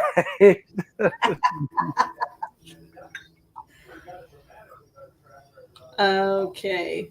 Are they back on? Let's just pop in here with the audio and just see. $1 trillion under this president. And it's why from Medicare for all who want it, to the historic investments we're going to make in infrastructure, dealing with climate change is fully paid for. When it comes to healthcare, you can do it in 2 moves. I need a potty break. Of course, my plan costs $1.5 trillion over a decade. No small sum, but not the 20, 30, 40 that we're hearing about from the others. All I got to do is 2 things. Both of them are common sense. Allow Medicare to negotiate prescription drug prices and roll back the Trump corporate tax cuts that went to corporations and the wealthy that didn't even need it. Senator Warren. So I started this by talking about 36 million Americans, including Americans with insurance, who just can't even afford to have a prescription filled. We all talk about plans, healthcare plans that we have, and these plans are paid for. The problem is that plans like the mayor's and like the vice president's is that they are an improvement. They are an improvement over where we are right now, but they're a small improvement. And that's why it is that they cost so much less, because by themselves, they're not going to be enough to cover prescriptions for 36 million people who can't afford to get them filled. What we need to do is make the commitment that we know where the money comes from. We can ask those at the very top, the top 1%, to pay a little more. Those giant corporations like Chevron and Amazon who paid nothing in taxes, we can have them pay. And we can go after the corporate tax cheats. And when we do that, we have enough money to provide health care for all our people. Yes, we build on the Affordable Care Act, but where we end up is we offer health care to all of our people, and we can offer it at no cost or low cost to all of them. Mayor Buttigieg. It's just not true that the plan I'm proposing is small. We got to move past a Washington mentality that suggests that the bigness of plans only consists of how many trillions of dollars they put through the treasury, that the boldness of a plan only consists of how many Americans it can alienate. This would be a game changer. This would be the biggest thing we've done to American healthcare in a half century. Let's measure the effects of our plans based on what they would do in our everyday lives. And yes, we're taking on cost. On prescription drugs, we'll have an out-of-pocket cap, even if you don't get the subsidies that would make it free, a $250 monthly cap. And here's why it's got to be monthly. You ever been in that situation or known somebody who finds that they've got to defer a procedure or delay filling a prescription to try to have it happen in the right month? Because when your out-of-pocket cap hits, it makes no sense medically, because most of us don't experience the economy on an annual basis. Our bills don't come in every year. They come in every month. Same with our paychecks, bi-weekly or monthly. That's why we set this up in a way to solve the problem without running up 20, 30, $40 trillion. Senator Warren, your response? Look, the numbers that the mayor's offering just don't add up. The average family in America last year paid $12,000 in some combination of deductibles. I think Wolf was drinking as much as we were on playing the same game, and he took off and let somebody else take over. The way we have to approach this is we've got to build this, and we've got to build the alliances to make this happen. I can bring down the cost of prescription drugs like insulin and take hundreds of millions of dollars out of the system immediately in cost. We can get help to families, but we have to be willing to work together. We can let people experience what healthcare is like when it's you and your doctor, your mental health professional, your nurse practitioner with no insurance company standing in the middle. When people Senator Warren, you acknowledged that Medicare for All, that you couldn't get there right away. You got on the bill that said on page 8, which is why I didn't get on it, that you would kick 149 million Americans off their current health insurance. Then a few months ago, you said, no, you're going to wait a while to get there. And I think that was some acknowledgement that maybe what we're talking about is true. And I don't buy that it's not enough. It is a big, big step to say to people making $100,000 a year that your premiums will be cut in half, which is what the nonprofit public option will do. And if you talk, Mayor Buttigieg, about Medicare and having negotiation, I actually have led that bill for years. I have 34 co-sponsors. As president, I can get it done. That would allow Medicare to finally negotiate and lift the ban that Big Pharma got into law that says they can't negotiate for better prices for our seniors. I will get it done. Senator Sanders, coming to you now. CNN reached out to Iowa Democratic voters for their most pressing questions. Edward from here in Des Moines writes, Des Moines is an insurance town. What happens to all the insurance industry, the health insurance industry here, if there is Medicare for all? What happens to all the jobs and the livelihoods of the people that live in insurance towns like Des Moines? We build into our Medicare for All program a transition fund of many, many billions of dollars that will provide for up to 5 years income and health care and job training for those people. But here is the issue. Tom Steyer made the point a moment ago. We are now spending twice as much per person on healthcare as do the people of any other country. That is insane. In some cases, 10 times more for prescription drugs. Why is that? Why is that? And the answer is the greed and corruption of the drug companies and the insurance companies. And if we want to do what every other major country on earth does and guarantee people health care is a human right, not a privilege, you know what we have to do?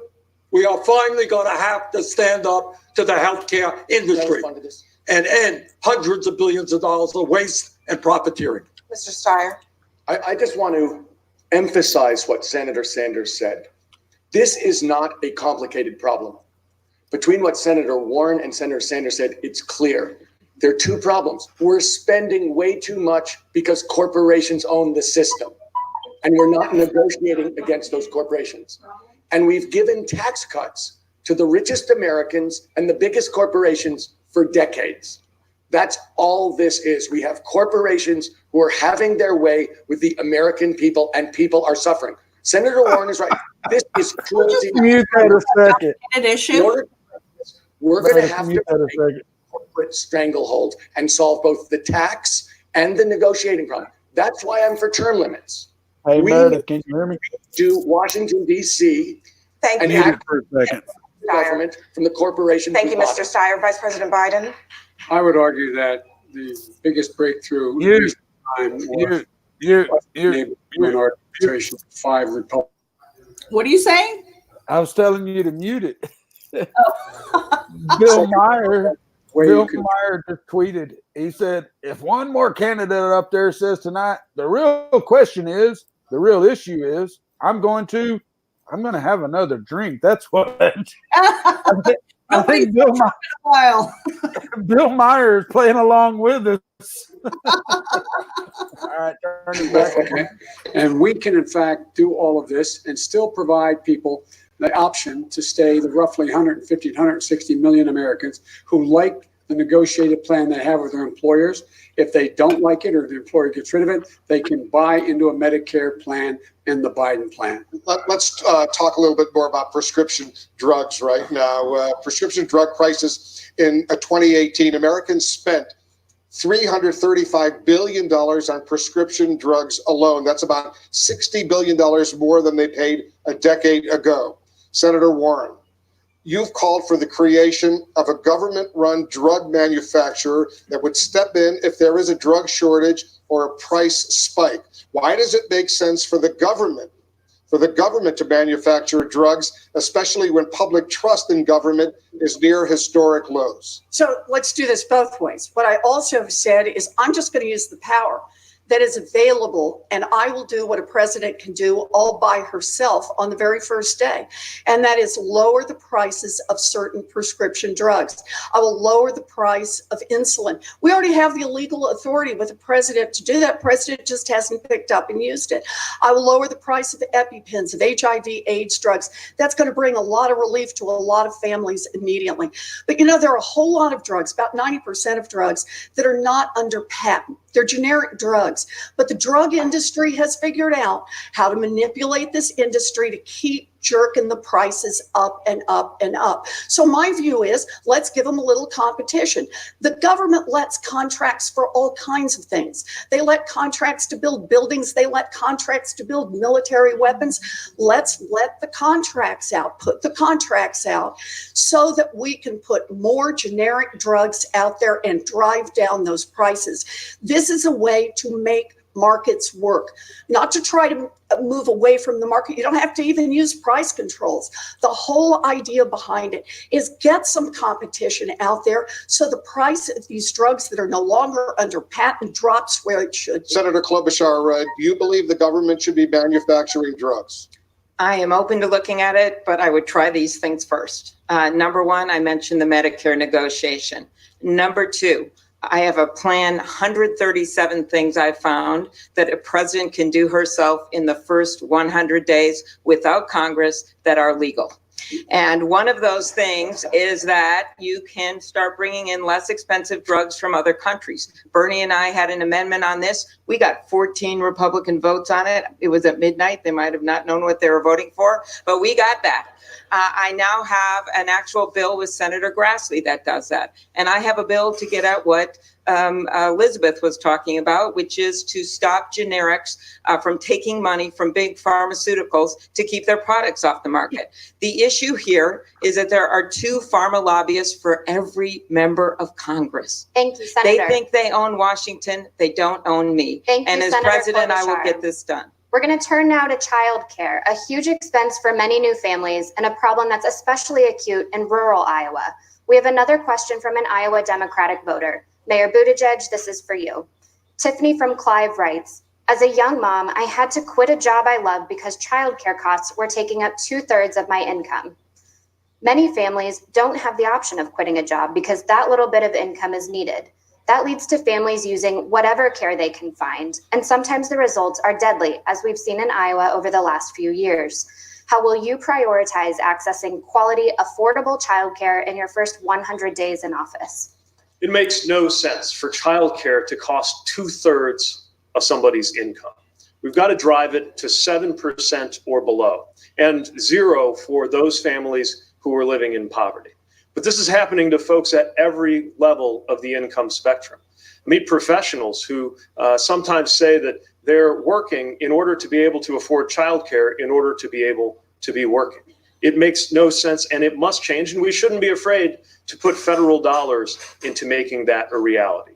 Subsidizing childcare and making sure Who is that talking? force of people who are paid at a decent level to offer early childhood education care written large. We can do that, and until we do, this will sounds like a politician of the gender pay gap. Because when somebody like the voter asking the question has to step out of the workforce because of that reason, she is at a disadvantage when she comes back in, and that can affect her pay for the rest of her career. Senator Warren, your education plan includes tuition-free public college for all, but you impose an income limit for free childcare. Why do your plans cover everyone for public college, but not childcare and early learning? No, actually, my plan is universal childcare for everyone. It just has some people adding a small payment. But understand this about the plan. I remember when I was a young mom, I had 2 little kids, and I had my first real university teaching job. It was hard work. I was excited, but it was childcare that nearly brought me down. We went through one childcare after another, and it just didn't work.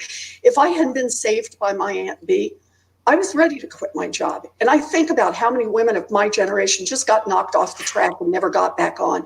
How many of my daughter's generation get knocked off the track and don't get back on? How many mamas and daddies today are getting knocked off the track and never get back on? I have a 2-cent wealth tax so that we can cover childcare for all of our children and provide universal pre-K for every 3-year-old and 4-year-old in America, and stop exploiting the people who do this valuable work. Largely Black and brown women. We can raise the wages of every childcare worker and preschool teacher in America. That's an investment in our babies. That's an investment in their mamas and their daddies, and it's an investment in our teachers and in our economy. Senator Sanders, will your universal child care program be free for everyone regardless of income? Yeah. Let me pick up on this child care thing. Every psychologist in the world knows 0 through 4 are the most important years of human life, intellectually and emotionally. And yet our current child care system is an embarrassment. It is unaffordable. Child care workers are making wages lower than McDonald's workers. We need to fundamentally change priorities in America. We should not be one of the few countries that does not have universal, high quality, affordable childcare. We should not be one of the only major countries not to guarantee health care to all people as a human right. More free stuff away. Spending more than the 10 next countries on the military, hundreds of billions of dollars in subsidies for the fossil fuel industry, tax breaks for billionaires, and then tell the moms and dads in this country Thank we you, cannot Senator. have high quality, Vice President affordable Biden, I'm coming to childcare. you now. That is wrong. Vice President Biden, infant care is more expensive than in-state public college tuition in more than half the country. Do you support free universal infant care? It should be free universal infant care, but here's the deal. You know, I was a single parent too. When my wife and daughter were killed, my 2 boys I had to raise, I was a senator, a young senator, I just hadn't been sworn in yet. And I was making $42,000 a year. I commuted every single solitary day to Wilmington, Delaware, 500 miles a day, 250 miles a day, because I could not afford, but for my family, childcare. It was beyond my reach to be able to do it. And that's several things we do. I'll be right back.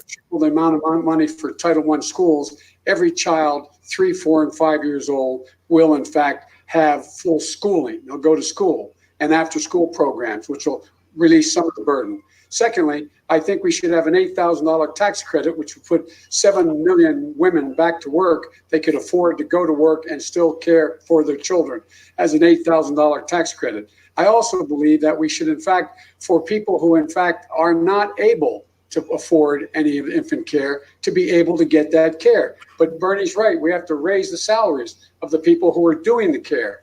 And I provide for that as well. My time is up, I know, but I'm not going to go over like everybody. Mayor Buttigieg. Mayor Buttigieg, higher education is another huge expense for families. You oppose free public college for all because you don't want to make it, quote, free for the kids of millionaires. Question. Public services are available to the kids of rich people, like libraries and public schools. Why do you draw the line at public colleges and universities? Well, it's simple. We expect and hope for everyone to get through 12th grade. It's not the same for college. Now, again, I don't want cost ever to be a barrier to somebody seeking to attend college. And under my plan, it won't be. Matter of fact, for the first 80% of Americans by income, it is free at public colleges. But if you're in that top income bracket, don't get me wrong, I still wish you well. I hope you succeed when you go to college. I just need you to go ahead and pay that tuition, because we could be using those dollars for something else. There is a very real choice about what we do with every single taxpayer dollar that we raise. And we need to be using that to support everybody, whether you go to college or... College is a choice. There are trade schools where you can actually learn a skill instead of getting an associate's degree in, I don't know, bullshit. I know, because I went to college. I have a degree. And you know what? I did absolutely nothing with it. Nobody will hire me for it. But things are going to change. That's my opinion anyway. Things are going to change because people, businesses, enterprises, corporations, they actually need to look at merit rather than a friggin' college degree. Because you could be the smartest person on the block, but not have a lick of common sense. All right, that's just my opinion. All right, going back to the debate. And that means that the lowliest millionaire that I would tax under this wealth tax would be paying about $19 million in the first year in taxes. If he wants to send his kid to public university, then I'm okay with that. Because what we really need to talk about is the bigger economic picture here. We need to be willing to put a wealth tax in place, to ask those giant corporations that are not paying to pay, because that's how we build an economy. And for those who want to talk about it, bring down the national debt. You do there are mamas who finish their education. We make that investment in universal college. We've got Thank you, Senator Klobuchar. Education. Yeah, you know, I appreciate your thoughts, Elizabeth, but I want to step back. I actually think that some of our colleagues who are free college for all aren't actually thinking big enough. I think what we have to look at is how we connect our education system with our economy. Where are our job openings and what do we need? We are going to have over 1 million openings for home healthcare workers that we don't know how to fill in the next 10 years. We are going to have 100,000 jobs for nursing assistants. We, as my union friends know, we're going to have over 70,000 openings for electricians. We're not going to have a shortage of MBAs. We're going to have a shortage of plumbers. So when we look at that, then we step back. Where should our money go? It should go into K through 12. It should go into free 1- and 2-year degrees, like my dad got, like my sister got. Thank you, Senator Klobuchar. And then we should double the Pell Grants, because we're going to need 4-year degrees. Thank you, Senator Klobuchar. So the money Mr. goes Steyer? where it should go instead of to rich kids going to college. Mr. Steyer, as a billionaire, should your children have been entitled to free public college? No. And let me say this. I was one of the people who talked about a wealth tax almost a year and a half ago. I believe that the income inequality in this country is unbearable, unjust, and unsupportable. And the redistribution of wealth to the richest Americans from everyone else has to end. And I proposed a wealth tax almost a year and a half ago to start to address it and to raise some of the money that we need. But I want to go beyond this and go back to this question about education, because we're talking a lot about college. But in fact, if you talk about the Poor People's Campaign, you have to realize that for the youngest kids, they are getting an education that's relative to the taxes in their neighborhoods.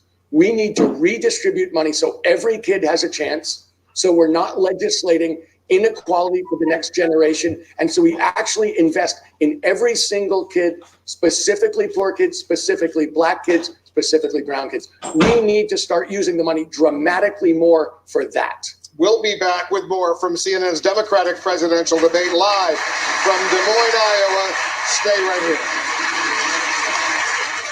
here. Critics agree. The gentleman is a total knockout.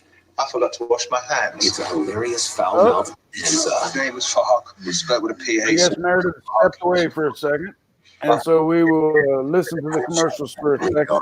The economy is not working for everybody, especially with only scrupulous businesses. 30 minutes or so left in the debate. I doubt that we have too much left. Could use the government. But thanks everybody for tuning in tonight, man. I'm really glad to see you folks tuning in, listen to what we have to say, listen to what the candidates have to say.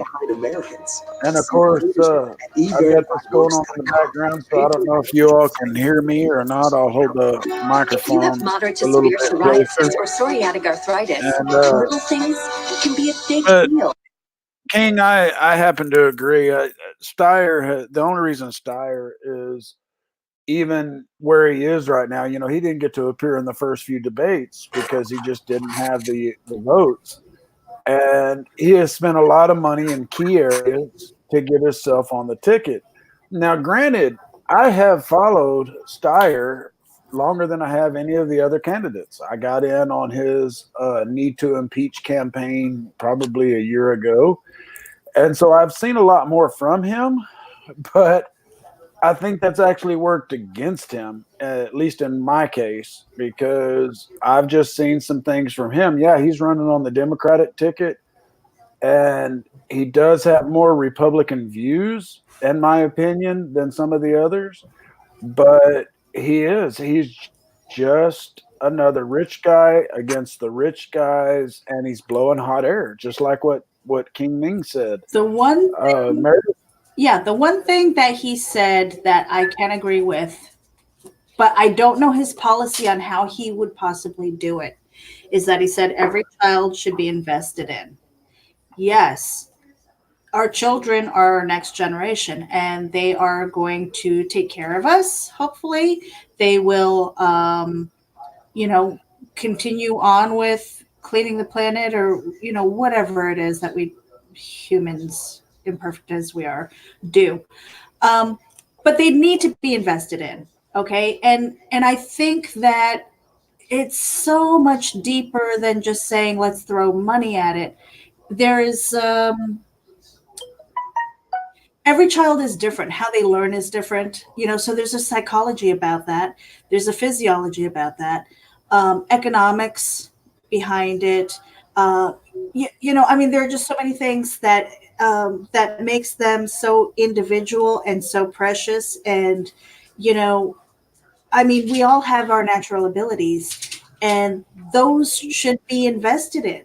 And I'm not saying that it's ever going to be a utopian society. We all do things that we don't like to do, and things that we might not be made to do. You know what I mean? And that could be the whiskey talking. But what I'm saying is that I know from when I was in school, all right, there was one class that I absolutely adored. It was an English class, and they did something different with us.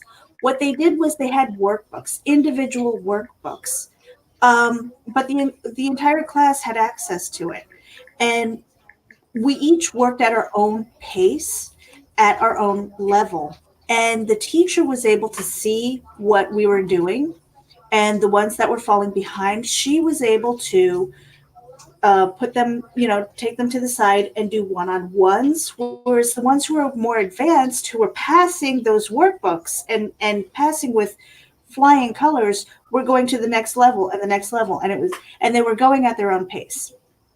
And I thrived in that kind of environment. Some didn't, but we were also working as groups as well as having one-on-one, and we were able to do that in a classroom.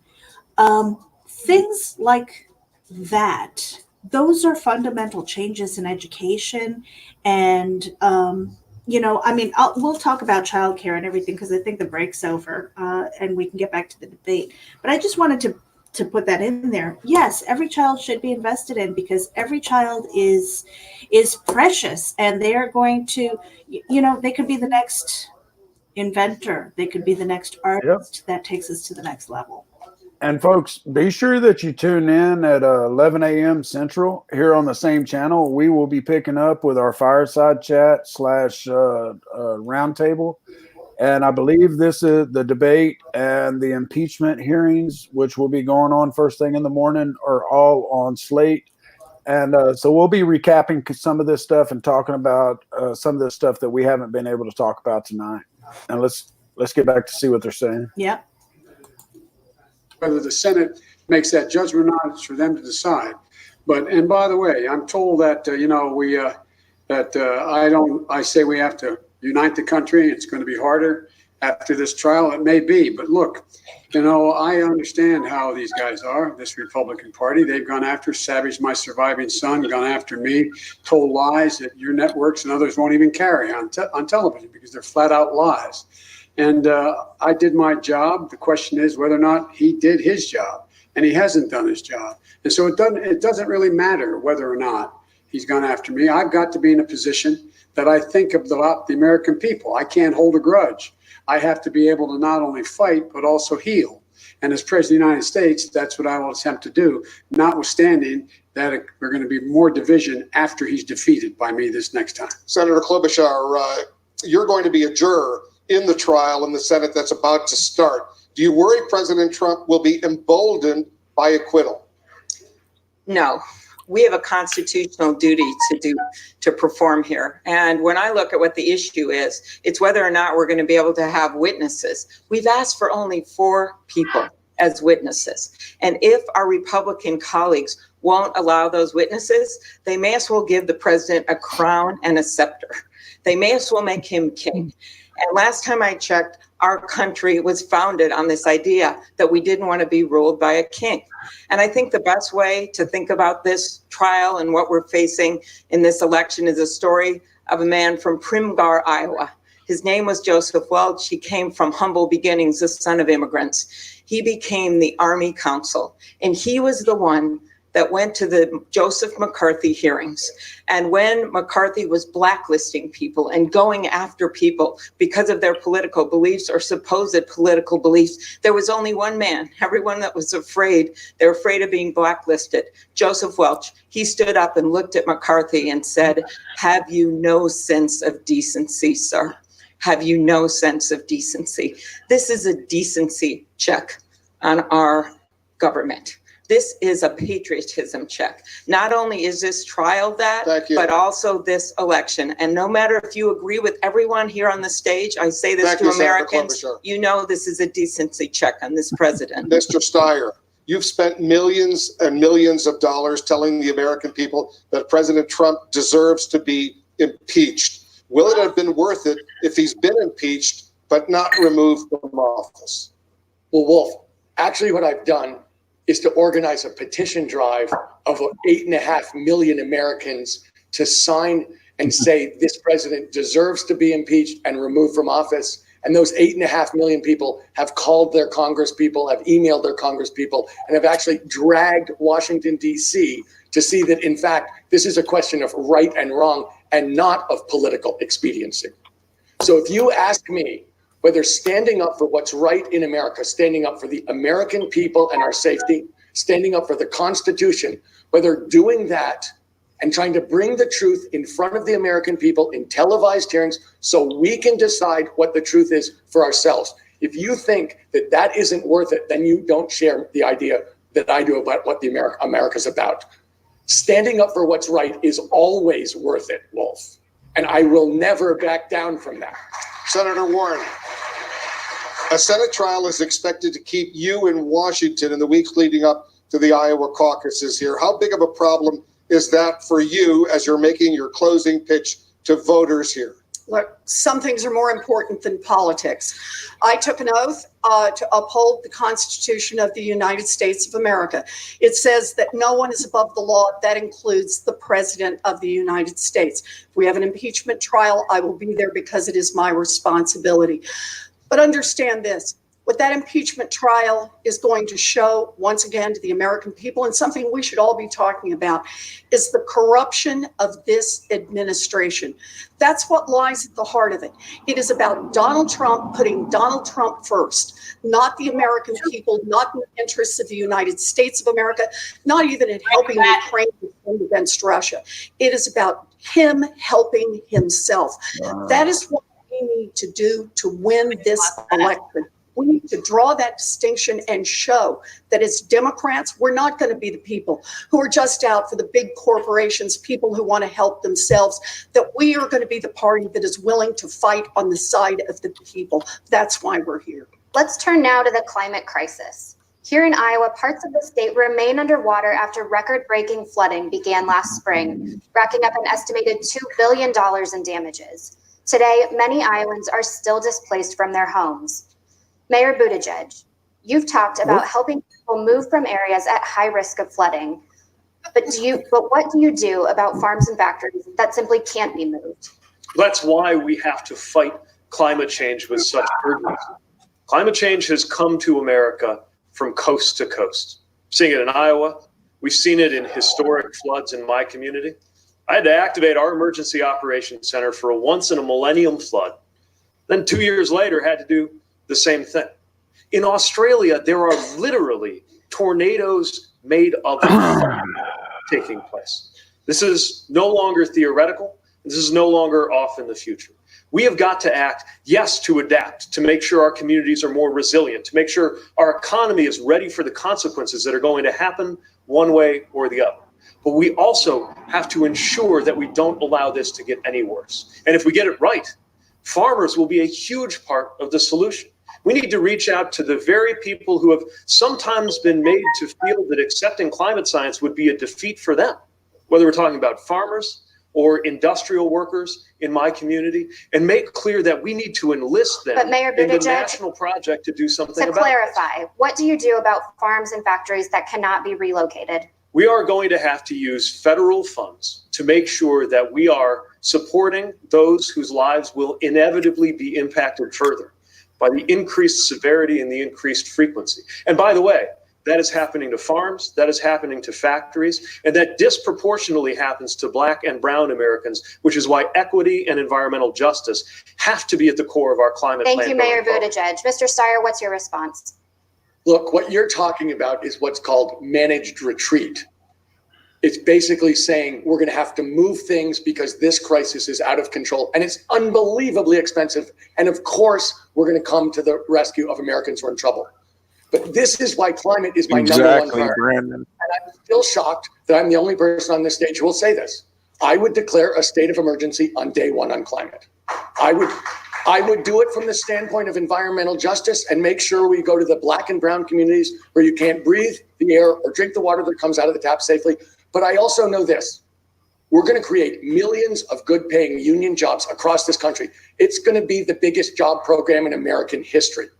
So I know we have to do it. I know we can do it. And I know that we can do it in a way that makes us healthier, that makes us better paid, and is more just. But the truth of the matter is we're going to have to do it, and we're going to have to make the whole world come along with us, and it's going to have to be priority one. Mr. Steyer, to clarify, you say you're the climate change candidate, but you made your $1.6 billion in part by investing in coal, oil, and gas. So are you the right messenger on this topic? I absolutely am. Look, we invested in every part of the economy, and over 10 years ago, I realized that there was something going on that had to do with fossil fuels that we had to change. So I divested from fossil fuels. I took the giving pledge to give most of my money away while I'm alive. And for 12 years, I've been fighting the climate crisis. I've beat oil companies in terms of clean air laws. I've stopped fossil fuel plants in Oxnard, California. I fought the Keystone Pipeline. I have a history of over a decade of leading the climate fight successfully. Thank you, Mr. Steyer. So actually, yes, I am the person here who has the chops and the history that says, I'll make it priority one because I've been doing it for a long time. Thank you, Mr. Steyer. Yes. President Trump is rolling back major environmental rules to allow pipelines and other major infrastructure projects to be built without strict environmental review. Will you restore those protections and in a way that the next president can't overturn? Yes. Climate change threatens every living thing on this planet, and the urgency of the moment cannot be overstated. I will do everything a president can do all by herself on the first day. I will roll back the environmental changes. I agree, King. I agree. I will stop all new drilling and mining on federal lands and offshore drilling. That'll help us get in the right directions. I'll bring in the farmers. Farmers can be part of the climate solution. We should see this, though, for the problem it is. Mr. Steyer talks about it being problem number one. Understand this. We have known about this climate crisis for decades. Back in the 1990s, we were calling it global warming, but we knew what it was. Democrats and Republicans back then were working together because no one wanted a problem. But you know what happened? Back in the 90s, it was all about Aquanet. We can make big money and Aquanet. Come on. That was in the 70s and 80s. I got the pictures to prove it. That's the only way we will make progress. Man, I got the pictures. On to prove it, too. healthcare, Thank you, on all Senator of the Warren. issues that Senator matter to us. Klobuchar. I went and put the hole in the ozone, all right? All-out ban on fracking. You haven't. Why not? Well, first of all, I would note that I have 100% rating from the League of Conservation Voters. And that is because I have stood tall on every issue that we have talked about up here when it comes to this administration, this Trump administration, trying to reverse environmental protections. I think it is going to lead to so many problems. And one thing that hasn't been raised, by the way, is the rules on methane, which is actually one of the most environmentally dangerous hazards that they have recently embarked on. And I would bring those rules back, as well as a number of other ones. When it comes to the issue of fracking, I actually see natural gas as a transition fuel. It's a transition fuel to where we get to carbon neutral. Nearly every one of us has a plan that is very similar, and that is to get to carbon neutral by 2045 to 2050, to get to by 2030 to a 45% reduction. And I want to add one thing that no one's really answered. When we do this, we have to make sure that we make people whole.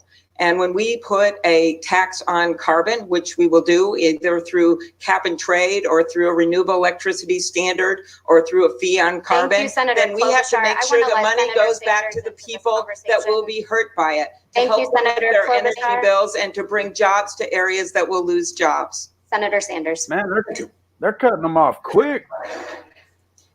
Let's be clear.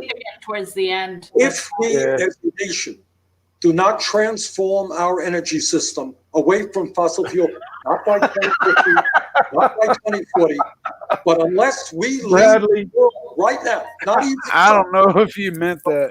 We are leading our kids will be uninhabitable and unhealthy. We are seeing Australia burning. We saw California burning. The drought here in Iowa is going to make it harder for farmers to produce the food that we need. It's a man, baby. Legislation to indicate it's a national crisis. We have got to take on the fossil fuel industry and all Trump, I'm getting thirsty. tell them that their short-term profits are not more important than the future of this planet. That's what the Green New Deal does. That's what my legislation does. And that is what we have to do. Vice President Biden, your response. My response is, back in 1986, I introduced the first climate change bill, and we checked PolitiFacts. They said it was a game changer. I've been fighting this for a long time. I headed up the Recovery Act, which put more money into moving away from fossil fuels to enter to solar and wind energy than ever has occurred in the history of America. Look, what we have to do is we have to act right away. And the way we act right away is immediately, if I'm elected president, I'll reinstate all the mileage standards that existed in the administration, which were taken down. That's 12 billion gallons of gasoline, or barrels of gasoline to be saved immediately. And with regard to those folks who, in fact, are going to be victimized by what's already happened, we should be investing in infrastructure that raises roads, makes sure that we're in a position where we have that every new highway built is a green highway, after 550,000 charging stations. We can create millions of green jobs. What is a green highway? World that's ever take great. That's what I was wondering. Great opportunity, and one of the ways to do it is with farmers here in Iowa. I mean, I know I haven't listened to many of these debates or any of them, by treating them. I have not heard green highway in their fields right away. There's more to say, but I know a key part of your mission in this primary is going to be to prove to Democratic voters that you're strong enough to take on Donald Trump. Each of you face unique should get you on here. Mayor Buttigieg, you say you've had trouble. I like James. He's got some good stuff to say. But you've been campaigning for a year now, and polling shows you with next to no Black support that you'll need in order to beat Donald Trump. Is it possible that Black voters have gotten to know you and have simply decided to choose another candidate? The Black voters who know me best are supporting me. It's why I have the most support in South Bend. It's why among elected Black officials in my community who have gotten into this race, by far most of them are supporting me. And now what I was thinking. I'm proud that the campaign is co-chaired by a member of the Congressional Black Caucus. And I'm almost positive. Right here, hanging out Hollywood. recognizable Black elected leaders from Mayor Hart of Waterloo, Representative Berry in Black Hawk County. Now, The biggest mistake we could make is to take black votes He for sounds granted. so And I much know like a the politician. reason I have the support I do is not because any voter thinks that I'm perfect. It's because of the work that we have done facing some of the toughest issues that communities can. Not from the luxury of a debate or a television panel or a committee room, but on the ground. Issues from poverty to justice in policing. And I'm proud to say we've been nationally recognized for our work as a race-informed city on delivering greater economic justice. We have reduced the use of force by leading the region in transparency around the use of force in policing. Of course, there is a much longer way to go in my community and around the country. But I will be a president whose personal commitment is to continue doing this work. Senator Sanders, you call yourself a democratic socialist, but more than 2/3 of voters say they are not enthusiastic about voting for a socialist. Doesn't that put your chances of beating Donald Trump at risk? Nope, not at all. Oh, drink. That is Trump. the campaign that we are going to run will expose the fraudulency of who Donald Trump is. Donald Trump is corrupt, he's a logical liar, and he is a fraud. Now, when Trump talks about socialism, what he talks about is giving hundreds of billions of dollars in tax breaks and subsidies to the fossil fuel industry. Donald Trump is a businessman, received $800 million in tax breaks and subsidies to build luxury housing. My democratic socialism says healthcare is a human right. We're going to raise. That's how I kind of figured it'd be from the beginning. We're going to make public colleges and universities tuition free. We're going to have a Green New Deal and create up to $20 million saving the planet for our children and our grandchildren. We are going to take on the greed and corruption of the pharmaceutical industry and the insurance company. That is what democratic socialism is about, and that will win this election. Mr. Steyer, you've spent more than $100 million of your own dollars on television. I agree as well. That you're more than just your money. Look, we know how Donald Trump is going to run for president. He's going to run on the economy. He's already told Americans last month in Florida, you don't like me and I don't like you, but you're all going to vote for me because the Democrats are going to destroy the economy in 15 minutes if they get in control. So let's be clear. I started a business by myself in one room. I didn't inherit a penny from my parents. I spent 30 years building that business into a multi-billion-dollar international business. Then I walked away from it and took the Giving Pledge and started organizing coalitions of ordinary Americans to take on unchecked corporate power. But whoever is going to beat Mr. Trump is going to have to beat him on the economy, and I have the experience and the expertise to show that he's a fake there and a fraud.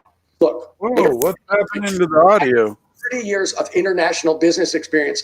I can beat Trump on the economy. We're going to have to beat him on the economy, and I look forward to taking him down in the fall on the debate stage. You demoted me as an associate. That's okay. It was not because I am ready to take on because I am from the exact kind of industrial Midwestern community that he pretends to speak to and has proven to turn his back on, and guided that community through a historic transformation when at the beginning of the decade I took office, we were described as a dying city. I'm ready to take on Donald Trump because when he gets to the tough talk and the chest thumping, he'll have to stand next to an American war veteran and explain how he pretended bone spurs made him serve. And if he keeps trying to use religion, if a guy like Donald Trump, Brandon, I agree. If Tom had spent his money on a better, I will be standing there not afraid to talk about a different way to answer the call of faith and insist that God does not belong to a political party. I am ready to take on this president. Senator Klobuchar. I'm waiting on a refill, so I'll take one when it gets here. Get things done. And even tonight, you've dismissed some of the ideas that are offered in this primary. I have to clarify, and that my wonderful wife is getting me a refill, and I will take a drink when she gets Our voters, actually all Americans, have seen now a number of years of a guy that has, I think, told over 15,000 lies. He is someone that literally has a rap sheet of divisive rhetoric. And I think what Americans want is something different. I am going to be able to stand across from him on that debate stage and say to my friends in Iowa, the Midwest is not flyover country for me. I live here. I'm going to be able to look at him and say, you've treated these workers and farmers like poker chips. For me, these are my friends and these are my neighbors. I'm going to be able to look at him and say, you know what? You got $413 million over the course of your career. That's how you built your fortune. And what I'm going to say is this. My grandpa worked 1,500 feet underground in the iron ore mine, saved money in a coffee can in the basement to send my dad to a 2-year community college. That's my family trust. And when you have been given an opportunity like that, you go into the world not with a sense of entitlement, Donald Trump, but with a sense of obligation. Senator Warren, what do you say to voters who like your policies, but they're worried they will scare away swing voters you need to win this race in November? So I was born and raised in Oklahoma. I have 3 older brothers who are all retired, who are all back there still. And 2 of my 3 brothers are Republicans. And sure, there are a lot of things we disagree on, and we can take to our corners and do the Democratic Republican talking points. But the truth is, there's a whole lot we agree on. You know, my brothers are just furious over Chevron and Eli Lilly and Amazon, that our giant corporations make billions of dollars in taxes, make billions of dollars in profits and pay nothing in taxes. My brother said, I don't get this. I have to pay my taxes. Somebody has to keep the roads paved and the schools open and pay for our defense. They understand that we have an America right now that's working great for those at the top. It's just not working for anyone else. We have a chance to unite as Democrats, but also within taxes, Brandon, taxes. Who are sick of living in a country that's working great for the politicians that are taking the money. It's working great for the lobbyists. It's working great for the corporate executives. It's just not working for everyone else. I'm building the grassroots movement, leading the fight. We're going to make this America work for everyone else. That is how we're going to beat Donald Trump. Vice President Biden Romney will face President Trump, who has no problem mocking people, using insulting. I thought Brenda was coming online with us. The debate against him will make the debate look like child play. Brandon? Prepared for that? I am prepared for that. Look, I've been the object of Brandon? anybody else in the state. I've taken all the hits he can deliver, and I'm getting better in the polls. My going up Brandon is. all the way. Are you the Brandon that we from the know African from community? Overwhelming, more than everybody else in this operation, number one. Number two, working class people where I come from in Pennsylvania, and the places I come from in Delaware, I have great support. I have support across the board, and I'm not worried about taking on Donald Trump. I'm about 3/4 drunk, Brandon. You're going to have to answer in chat. Yeah. Where I come from, the neighborhoods I come from, they're in real trouble. Working class people and middle class people. When middle class does well, working class has a way up and the wealthy do well. But what's happening now? They're being clobbered. They're being killed. Right, King. Follow the money. The vast majority believe their children will never reach the stage that they read. The money trail never lies. I love that debate because the American public is getting clobbered. The wealthy are the only ones doing well, period. I'm looking forward to the economic debate. We'll be right back. You're exactly. Democratic presidential debate. All right. So there's a Iowa. Stay with. Okay. So the debate is not ending now as I thought. So I think we're going to be. Meredith, I think you should send a note to the powers that be and let them know that we might not make that morning meeting because. I don't know about you. I'm almost done with my third one. This is a pint of That's what generous Clyde Mays whiskey. I should have the bottle in front of me. Maybe we'll get some sponsorship or something like that. But yes, generous drinking here, and I'm getting ready to fix my fourth one because my ice cubes. I still have ice cubes. That is an Well, I'm indication almost that I'm done with drinking mine. way too fast. Yep, I'm on my fourth drink, and it's the last of the pint. Uh-oh. I got probably enough for one more out of an old bottle. I thought this thing was going to be over by 10. Yeah. And what's funny is I guess I made my shit stronger than normal because I'm pretty buzzed. Yeah, I'm feeling a little buzzed. I still feel my teeth. That's the indicator that I am like blasted. If I don't feel my teeth, I am done. But okay, so Well, here's the thing. Well, the whole wait. Yeah. Teeth. Are we talking whiskey or are we talking cocaine? Because nothing goes up my nose but my finger, right? well, a little cocaine goes a long way, and it can make you not feel your teeth. And I'm only going by saying, folks. I'm only going by what I've heard. Right. Wait. We had a president that said he smoked but didn't inhale. So couldn't I have snorted and not ingested? Did anybody really believe that? Come on. Man, there's no way he believed that because I tell you what, I've been to concerts a lot. Smoke it, but I was around it and I got high. Come on. Right. And that's what I'm saying. I've been smoking weed since I was knee high to a grasshopper. No, since I was in the 9th grade. Eighth grade. I've been smoking weed, and I have never, ever once smoked it and not inhaled. I have been around it for a really long time. But I have to tell you that it actually, I think it's a hereditary thing because every time I've been around pot, I get paranoid. So I really do. I'm just like, what was that? I mean, it's like, it's not the calming, like I'm going to sleep, I want the munchie, I've got the munchies type of thing. No, I get paranoid with that shit. So no, I don't need to do that. Well, what's funny is if you look on our video feeds, I always look stoned. I don't care if it is 9 in the morning or 9 at night. And that's just because that's the way my eyes are. I had an injury. I was probably 14 years old, and that ruined the left eye. And that always looks like it's closed. And that's because of an injury. But the right eye, I guess, just followed suit.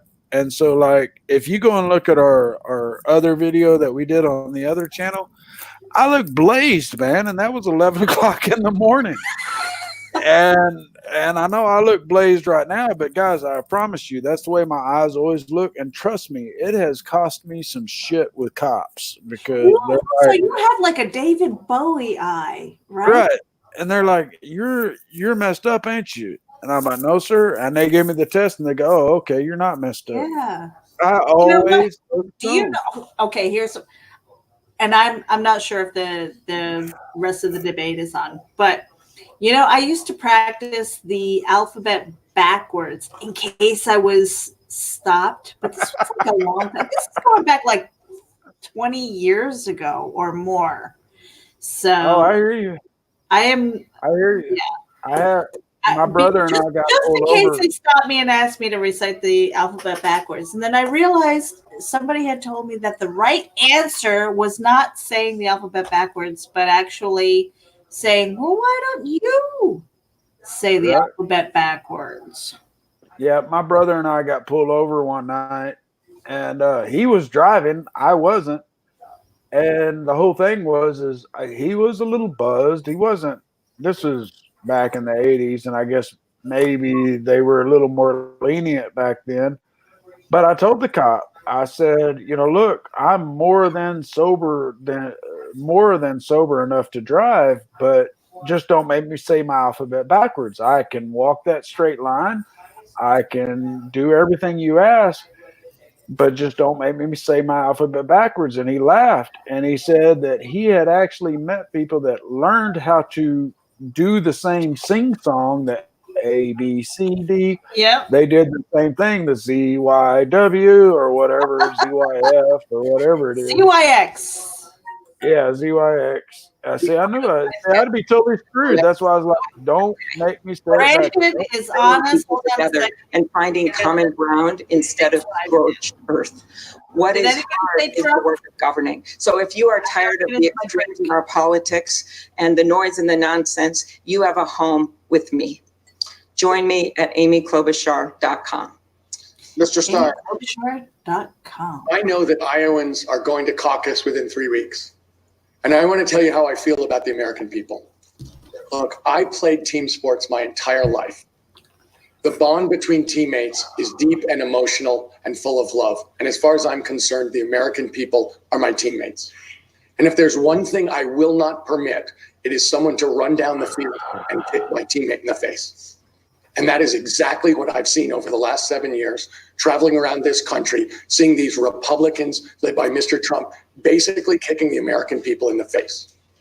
I am prepared to take on Mr. Trump on the debate stage and take him down on the economy. But I am asking for your support because I know that if I'm going to be a good teammate to you and give you absolutely everything without any compromise, I need the support of you on caucus night so I can turn around and together we can take back this country and together we can save the world. Mayor Buttigieg. This is our moment. This is our one shot to That was defeat Tom Steyer's Independence Day speech. Trumpism into the dustbin of history too. But we cannot take the risk with so much on the line of trying to confront this president with the same Washington mindset and political warfare that led us to this point.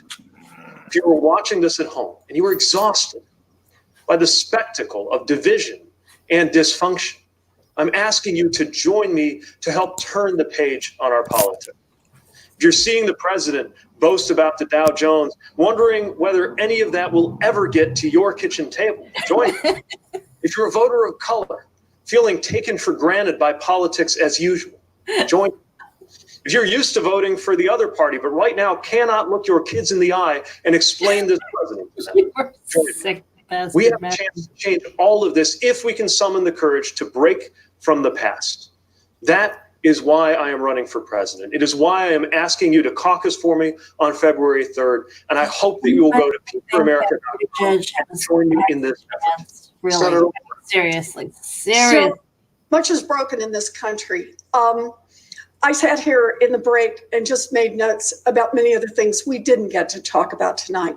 How the disability community is struggling for true equality. How gun violence and active shooter drills worry every mother in this country. How children are living in poverty and seeing their life chances shrink. How trans women, particularly trans women of color, are at risk. Black infant mortality, climate change that particularly hits Black and brown communities. People who are being crushed by student loan debt, farmers who are barely holding on, people struggling with mental illness. And yet I come here tonight with a heart filled with hope. And it's filled with hope because I see this as our moment in history, our moment when no one is left on the sidelines, our moment when we understand that it comes to us to decide the future of this country, our moment when we build the movement to make real change, hope and courage. That is how I will make you proud every day as your nominee and as the first woman president of the United States of America. Some people didn't know better. They would think I was coming here with Elizabeth Warren. We haven't asked.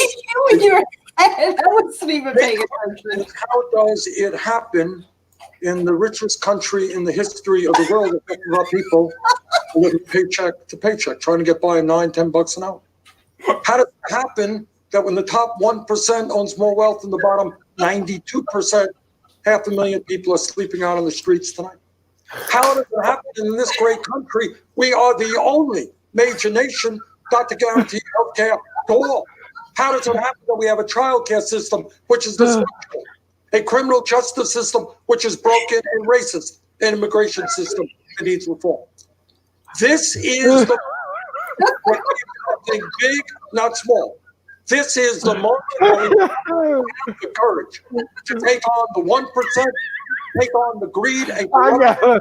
I got you on that one. Create an economy and create a government that works for all of us, not just 1%. Thank you. Vice President Biden. Character is on the ballot this time around. Character is on the ballot. Not what Donald Trump is spewing out, the hate, the xenophobia, the racism. That's not who we are as a nation. Everyone in this country is entitled to be treated with respect. Every single solitary person has to have in a position that way. In fact, I agree, King. Decency. I don't think there was a single one that stood out tonight. We in the United States of America we can overcome 4 years of Donald Trump, but 8 years of Donald Trump will be an absolute disaster and fundamentally change this nation. We have to restore America's soul, as I've said from the moment I announced. I can't hear you. What'd It you is say? in jeopardy under this president of the United States. There you go. We need the world. That's how I feel right now. Not by our power. We, in fact, have to regain the respect of the world in order to be able to change things. Ladies and gentlemen, we're in a position right now. We have to remember who we are. This is the United States of I America. got him right here, King. Thing beyond our I got him. to I do. got him right here. Let's go. There's Hunter. And that's what he has to Very, say. very much. That concludes the first Democratic presidential debate of 2020. The Iowa caucuses are only 20 days away. Tune in to CNN for continuing coverage of this presidential. Okay. Get rid of Wolf. We'll pick up our coverage. Whoa. You All right. Damn it. All right. Okay. I'm like So we learned a few I things. am 3 drinks in, and Yep. or is it the 4th one? I don't know, but I know I can handle a lot of drinks on nights when these fuckers ain't talking. And having to drink every time they tell me to, I'm pretty buzzed. I am pretty buzzed right now, but I still feel my teeth, so that's a good thing. Well, I think we found the right way. The right way to watch the Democratic debates is with whiskey. Whiskey is good. Whiskey is good.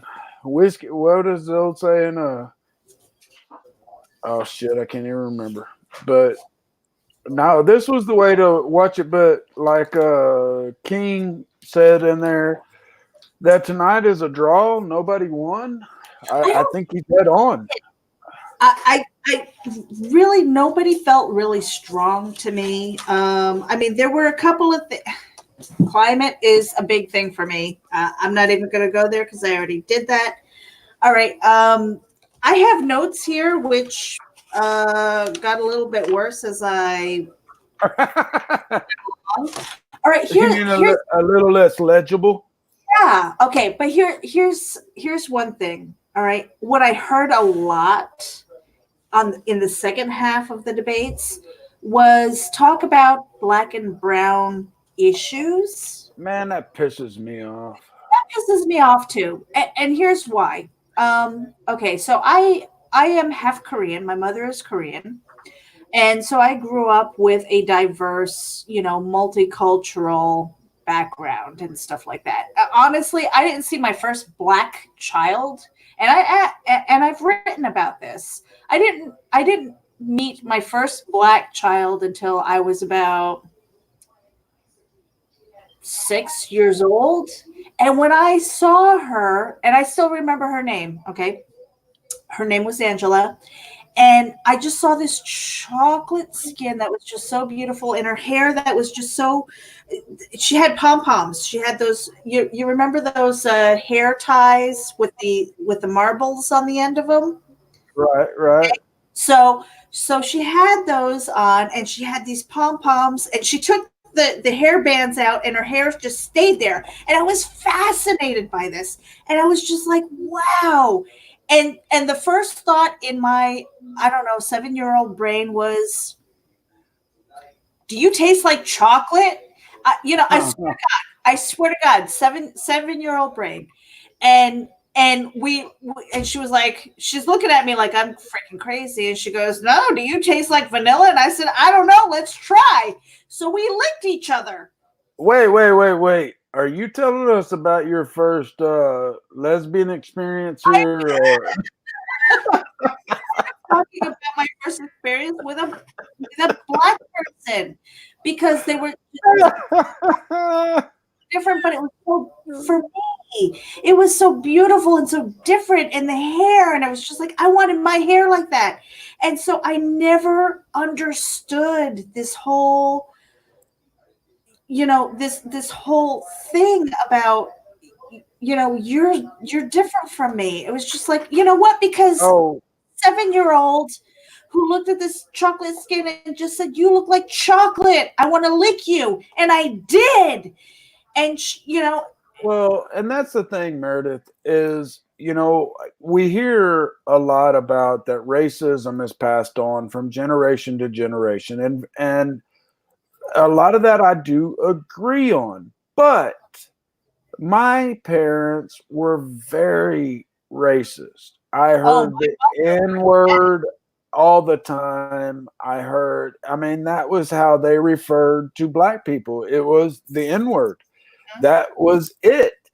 And then in second or third grade, excuse me, my best friend was a black boy that I still speak to this day, because on Facebook we've hooked back up, and we were tighter than bread and butter. And he ended up, because of our elementary school, he ended up to a different school, and I ended up to a different one. But I ended up meeting another guy that happened to be African American, and to this day, he unfortunately passed away shortly, or not shortly, but a few years after our graduation. I spoke to his mother just 3-4 years ago and found out that unfortunately he had passed away, but he was the best man at my first wedding. And I always called him a brother from another mother. And we used to play up the racism card. I mean, big time. This is 1980s, 1984 through 87 is when I went through high school.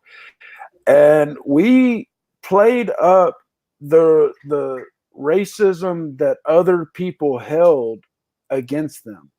And what I mean by this, folks, is that he would be at one end of the hall, I'd be at the other, and he would yell out, "Hey, you effing cracker." And I would turn around and I would yell out, "Hey, F you, N-word." And everybody would spread apart, and we would walk down the hall, and then we'd jump in and shake hands, and go, "Hey, let's get out of here." And we only did that because of the shock factor, the factor of everybody would spread out. And I went to a ritzy white school, man. I mean, we called them preps or socias from the outsiders. They would spread across the hall, and we would jump up and we'd just laugh our asses off, because me and him, I mean, like I said, I call up his mother today, and his mother is the same way. We were brothers. That's the only thing that separated us, is we had different moms. And to see the crap that is still going on in the quote unquote 21st century, it friggin', it not only bothers me, I think it upsets me. I think it's a really sad excuse. I think it's a really easy excuse, because like you, it is. When I was in college, it was the early 90s. Okay.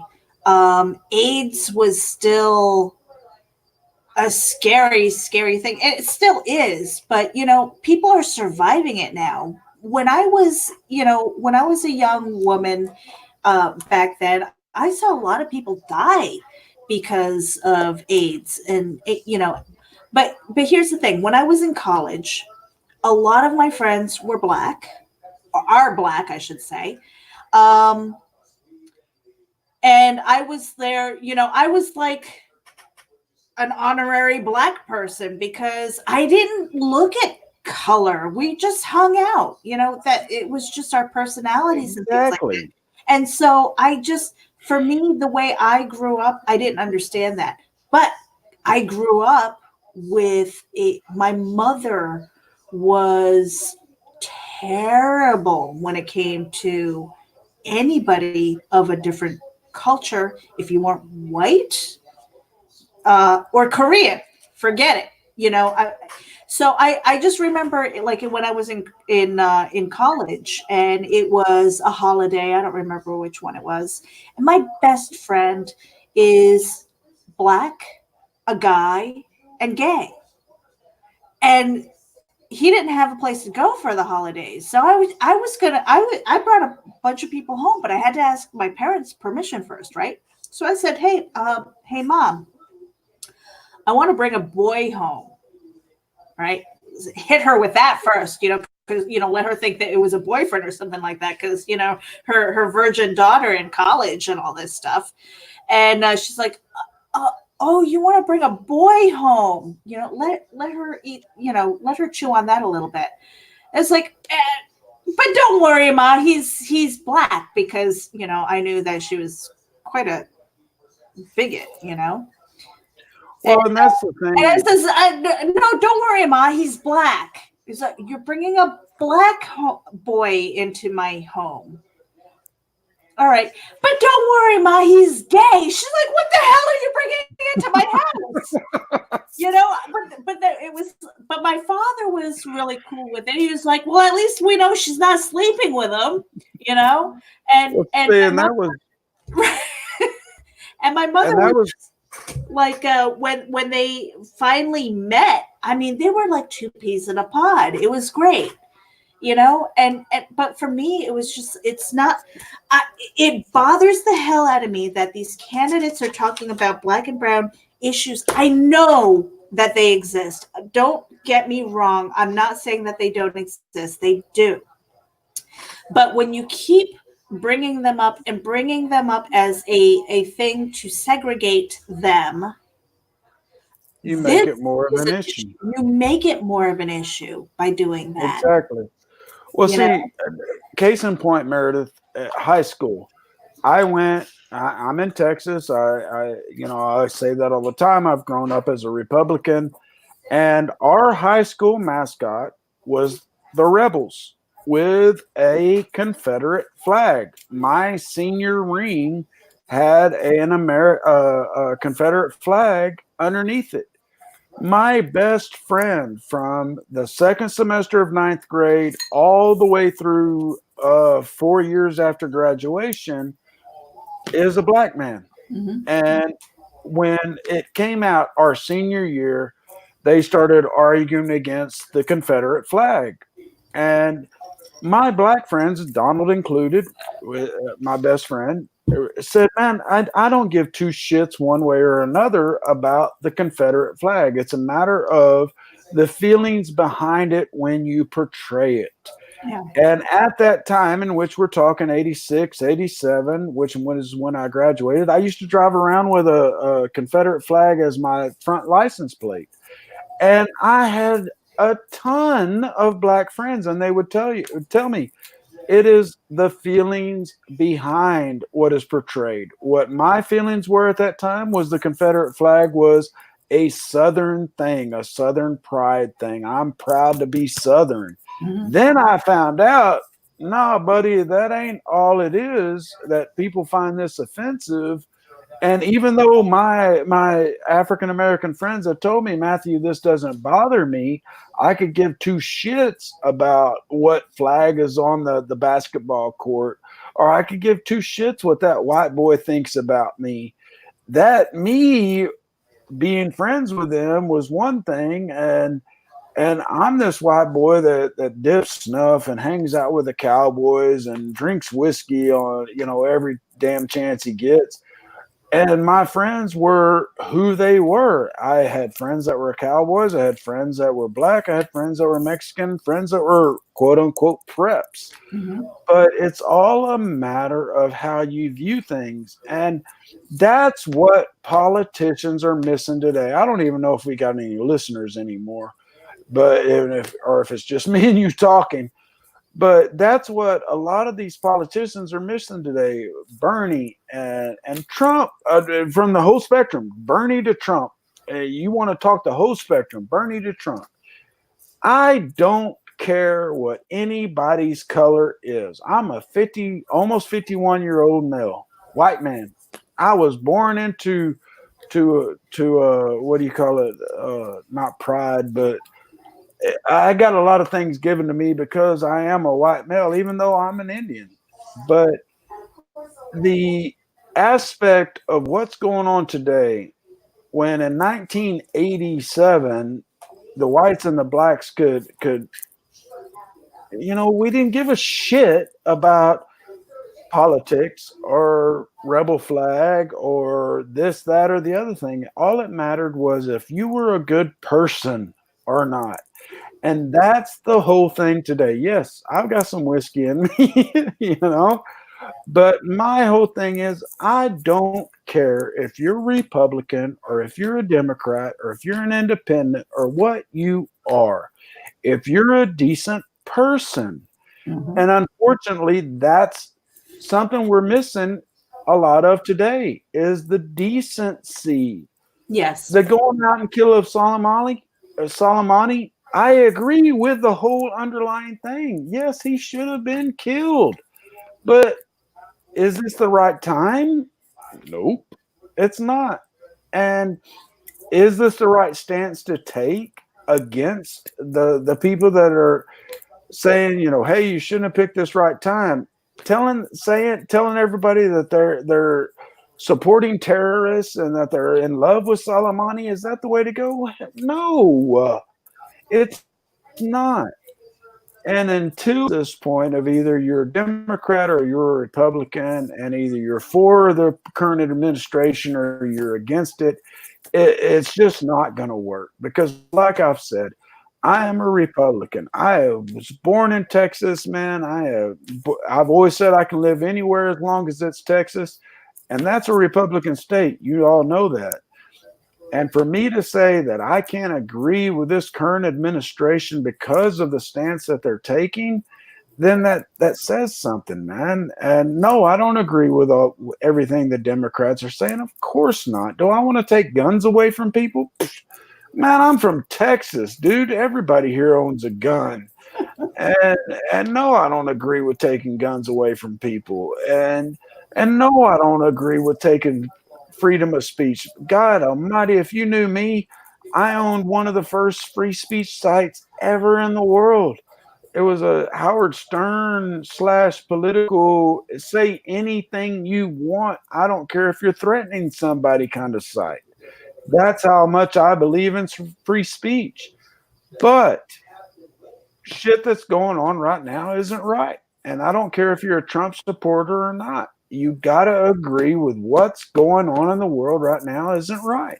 And I've talked entirely too much. And folks, that's what happens when a Texas man drinks too much whiskey. He starts talking too much. He can't shut up. And that's why my wife says I can't have whiskey on certain nights because I don't shut up. Do you have special dispensation today? I can't believe I said that. Man, you threw out a word I ain't seen since the word of the day on my toilet paper. I know, right? I can't believe I didn't stutter on that. So okay, well, I'll tell you one thing. You get to send the note to Dennis and Tony and tell them why I may not be there at 10 a.m. Central Time. I feel pretty good right now. And I am pretty confident that it'll be okay when we do our live stream tomorrow. I might be in the same shirt, but I think I'm going to be okay tomorrow. But hey, even if we don't make it, all I got to say is Dennis and Alan have missed a shitload of these. No, but you know what? They're in a different time zone. So what does King Alan say? ain't. Alan is in the same damn time zone I'm in, so he don't get no. So King says, I'm just American, born, raised, parents, grandparents, and so on. I'm just looking out for our future and well-being, taking guns. We see how that's working for Mexico. Absolutely. The citizens cannot own guns, only cartel and government. You know what? And I totally agree with that. Without our Second Amendment rights, what the hell is free speech for? I mean, we have to be able to protect ourselves.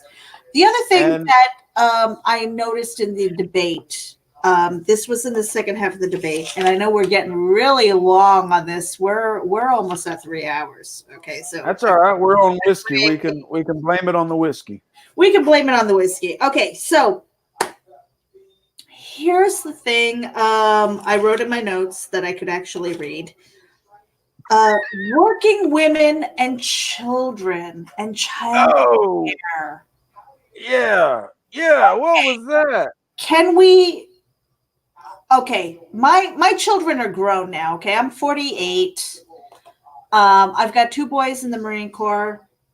All of my children are grown. I am pretty much an empty nester, except I've got one at home who he has Asperger's, and as soon as he gets a job, man, he's freaking out of here. Okay.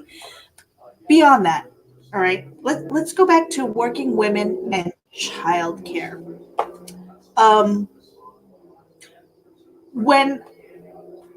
Now this is my situation. I'm gonna get a little personal here. Okay.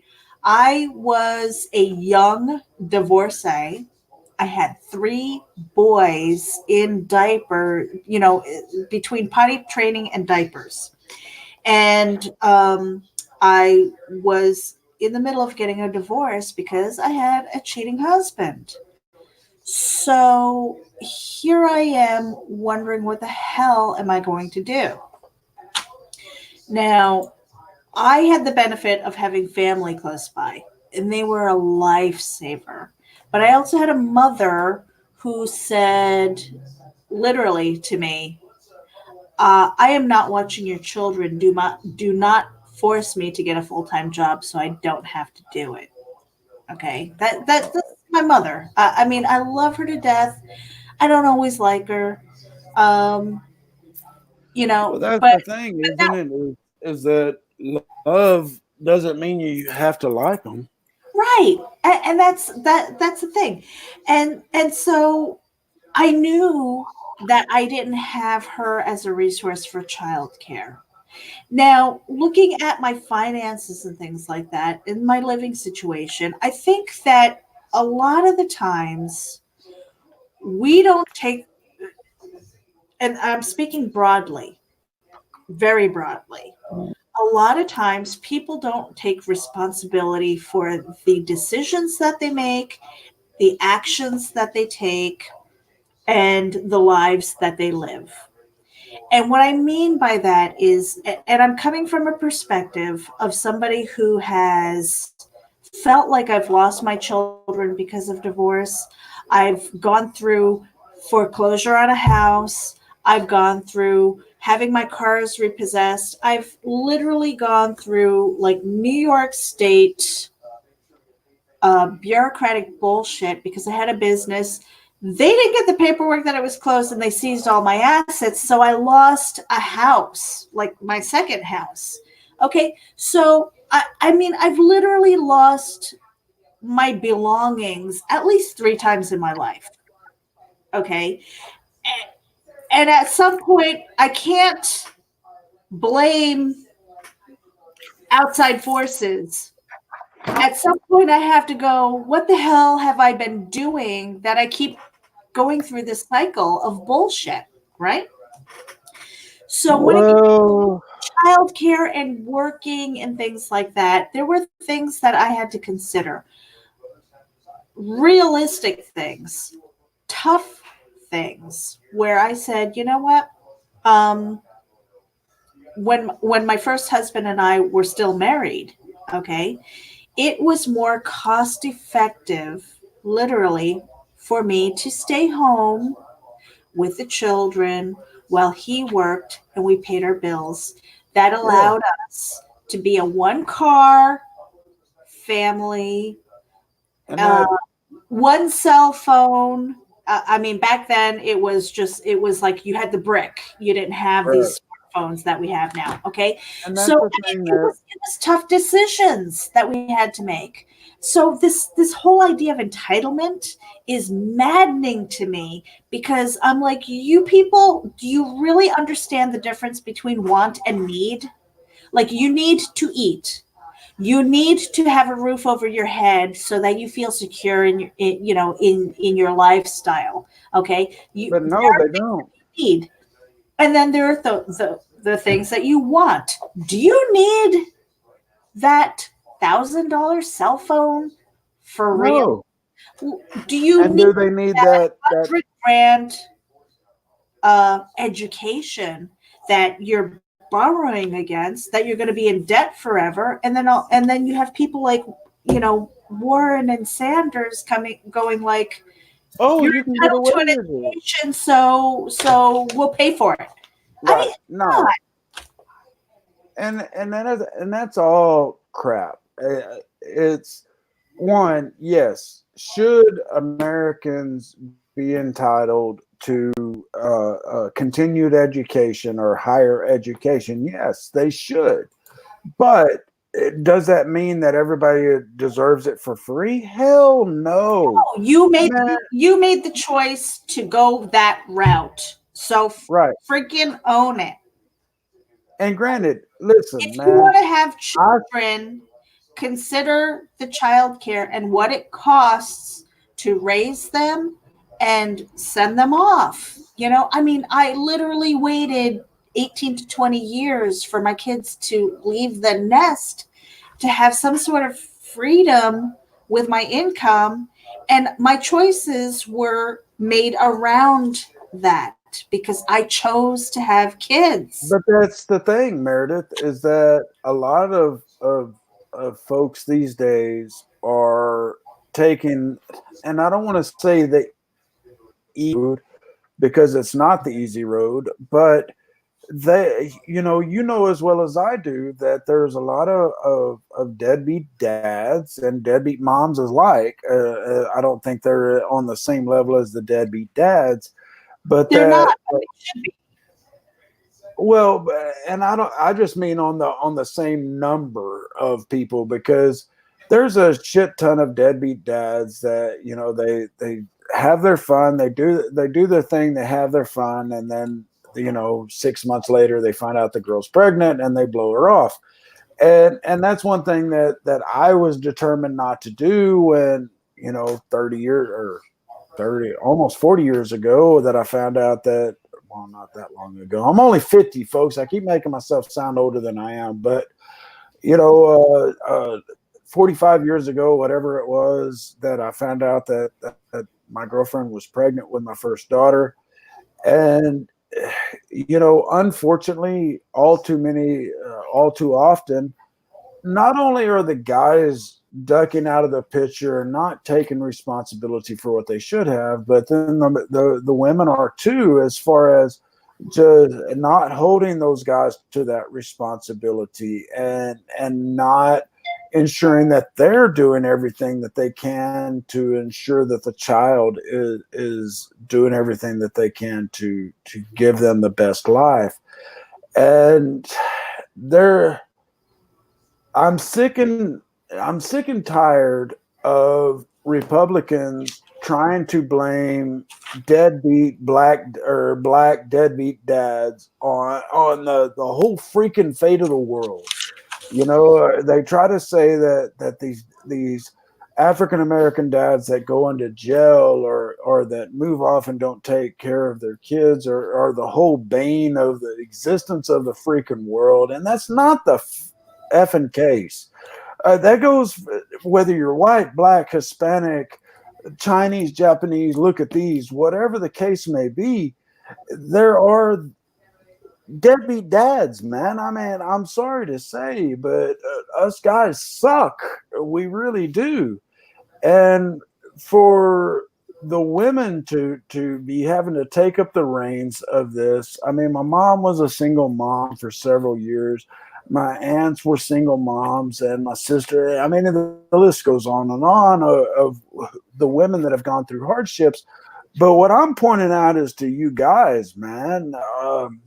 Yes, I'm 51 years old. My first dealings with child rearing was late in the 80s, and so I don't have a lot of that commonality with what's going on 2 days, so to speak. But I guarantee you ain't going through nothing, nothing that we didn't go through back in the 80s and 90s. And I would interject that we didn't have Common Core math, which what the fuck? Oh my God! Don't even get there. Yeah, I don't. Girl, I know because my kids were at the tail end. They were at the tail end of like regular math before Common Core came in. So I'm just sitting here going, "What? It's math. How do you screw with that?" But I'm sorry. I didn't mean to interject. My granddaughter. Oh no, you're going to get me going off on another tangent now because I was raising my granddaughter and she comes home. She's 9 years old and she hands out this damn homework. Go ahead. She hands out in this homework. She says, "Pop, that's what the granddaughter calls me as Pop. I got to do this homework." And I said, "Okay, it's multiplication or addition, subtraction. No problem. Pop's got this. I got it." No, we have to do new math. And that is the most ridiculous crap I have ever seen. Okay, I can understand coming up with a new way to do things, granted. But for teachers to expect me to learn something completely new so that I can help my child or grandchild, because it wasn't a matter of, hey, we've got a new way of doing 2 + 2. It was, hey, we've got a new way of doing 2 + 2, figure it out. And so my granddaughter would come home with homework and she's like, "No, Pop, this is the way we got to do it." And of course, Pop don't understand that shit. Pop learned the regular way of doing 2 + 2. And so I would spend 6 hours trying to figure out how to tell this child to do 2 + 2 instead of holding her fingers up and just going 2 + 2. That's 4, right?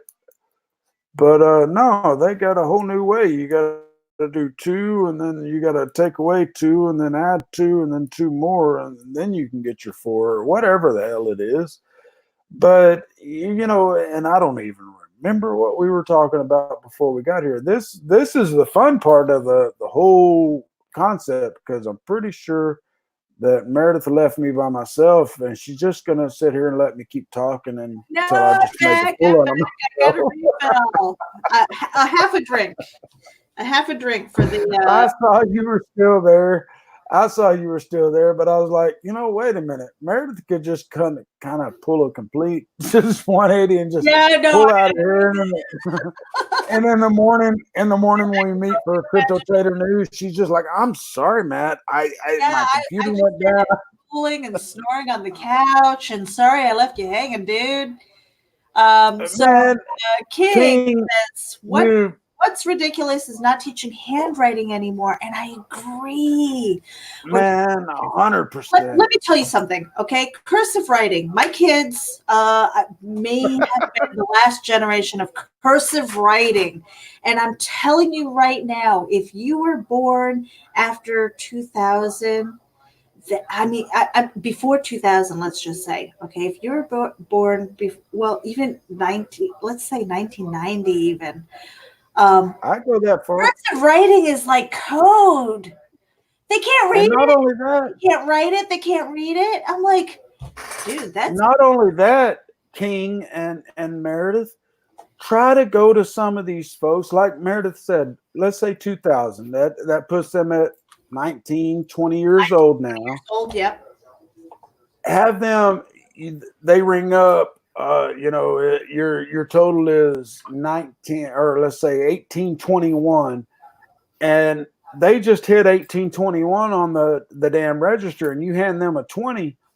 I have seen smoke come out of the ears of these kids trying to figure out how to calculate that money back. Yeah. And that scares the living hell out of me. Yeah, if the cash register doesn't tell them, they don't know what kind of change you get.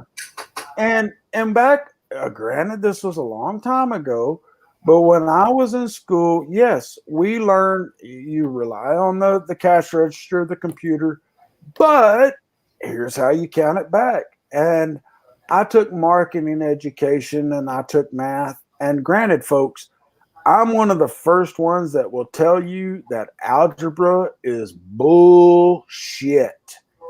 When they come up and try to tell me that the alphabet was part of mathematics, I was the first one that going, y'all are wrong. And they go, well, you might become an electrician down the road. Nope, I'm not going to become an electrician. I don't need to know algebra. I hated algebra. But basic math skills, when I went into college after high school, I told them, I want to take basic math.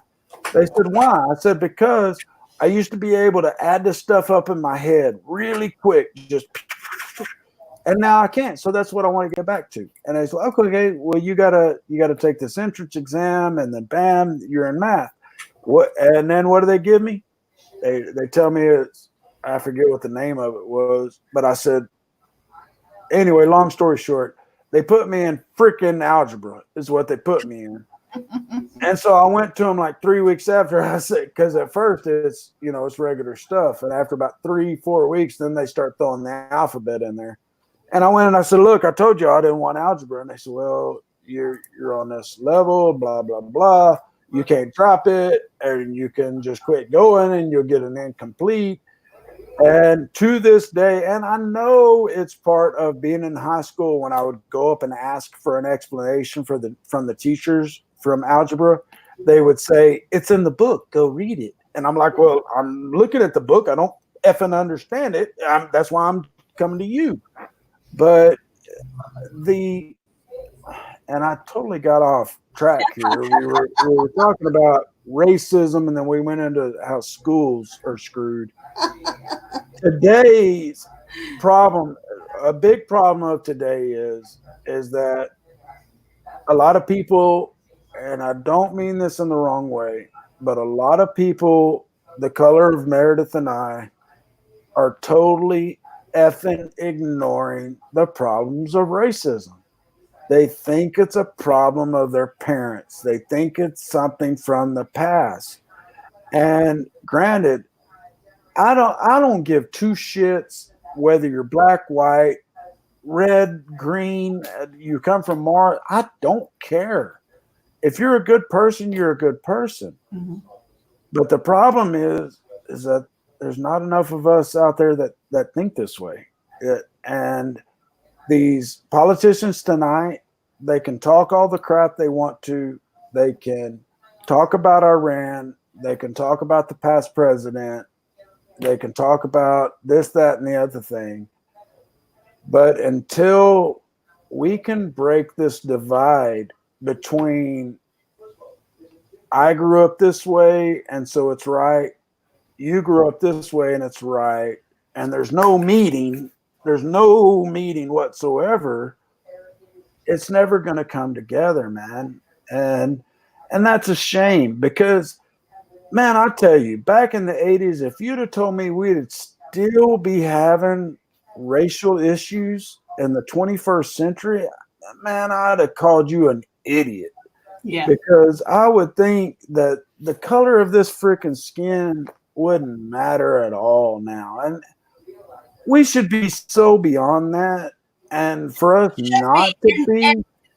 And that's the maddening thing. It's just, okay, I'm not going to say that by stop talking about it is going to cure it. It's not. But, honestly, until I went on to like political Twitter, literally, I have personally never been called a racist in my life, and then I start putting out opinions and I have a troll account and I'm not sharing that with anybody. All right. So, if you happen to see me, you see me. If you don't, you don't. And that's fine and good. And I try to keep that away from work and my actual like personal stuff because I do troll. Same here. That being said, I know you do. that being said, okay, I have never in my life been called a racist. I come from a diverse background. I come from a dual language family, a multicultural family. So, it's just it's mystifying to me. And going back, if you watch the replay of this, you're going to see my story about meeting a black girl for the first time. All right.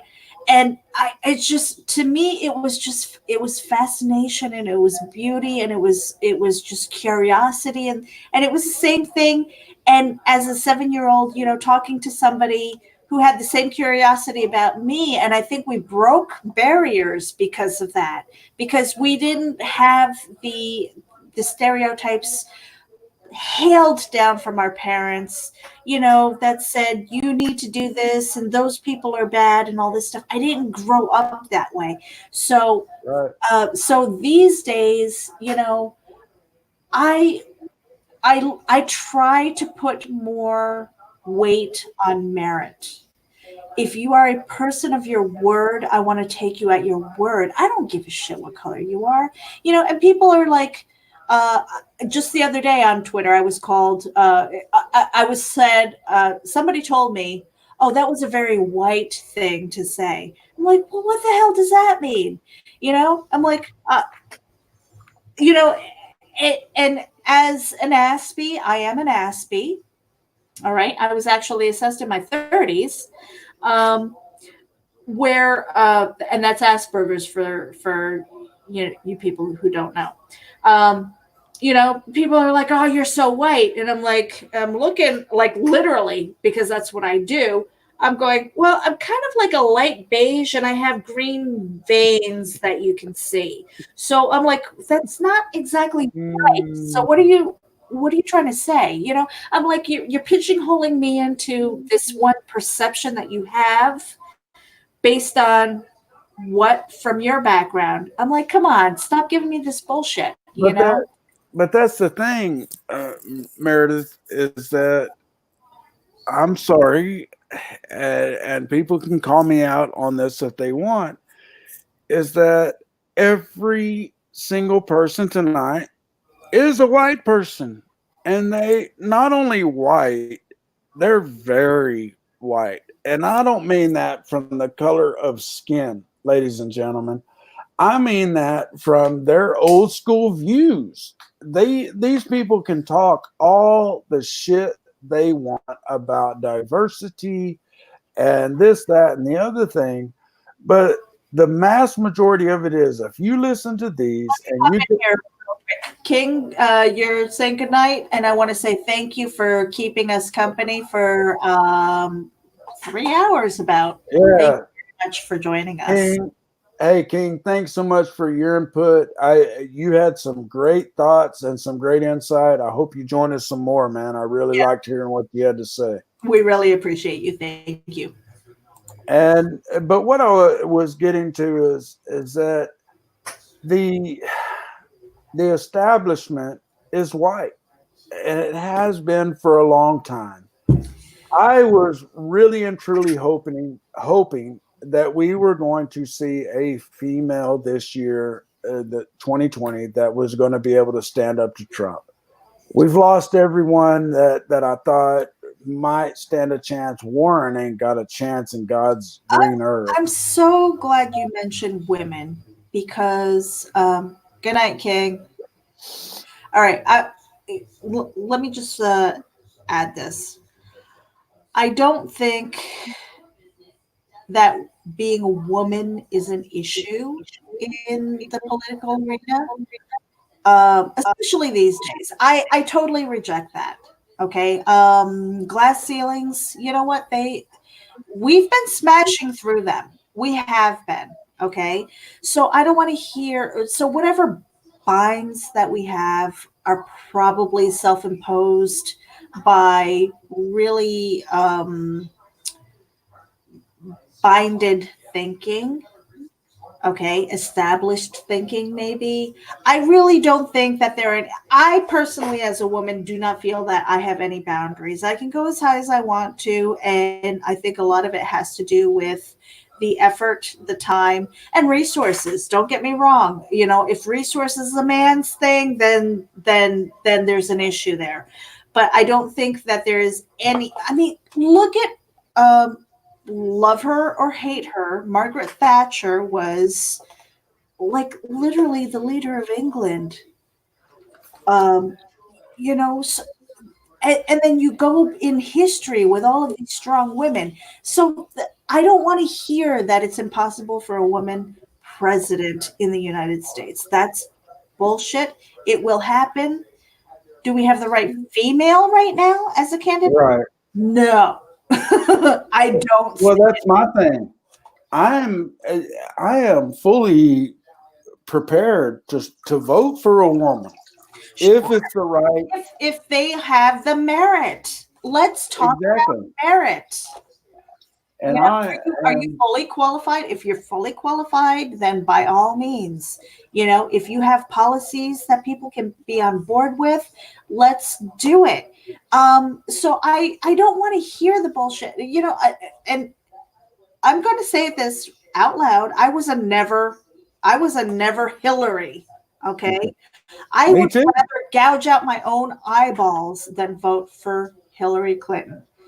Well, that's the whole reason why I didn't vote in the last election. The first election I never voted in, and that was because I didn't want either one of them. I did not like Hillary, and I did not like Trump. As a woman, I was getting blowback from feminists who said, how dare you not support a woman president? And I said, that's bullshit. I'm not going to vote for somebody just because of sex, just like I'm not going to vote for anybody because of their color.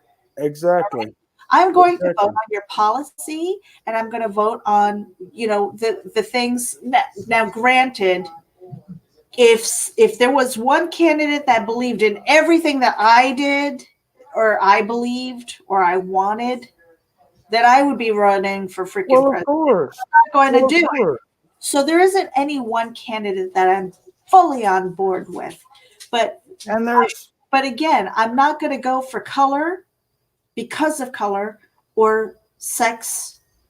Well, it's Meredith. It's just like ridiculous. The whole thing on Twitter the last 2 or 3 days has been about the Academy Awards and Stephen King hollering out that he would never consider diversity in his vote. And a lot of people were calling him out for that. And I personally think Stephen King was 1,000% right.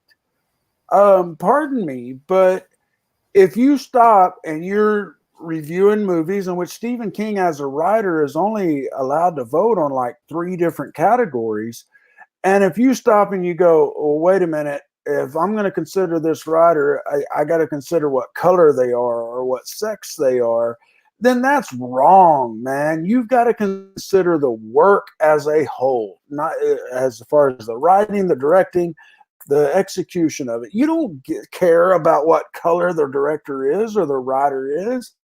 And people are calling Stephen King out on this. And maybe he approached it a little wrong.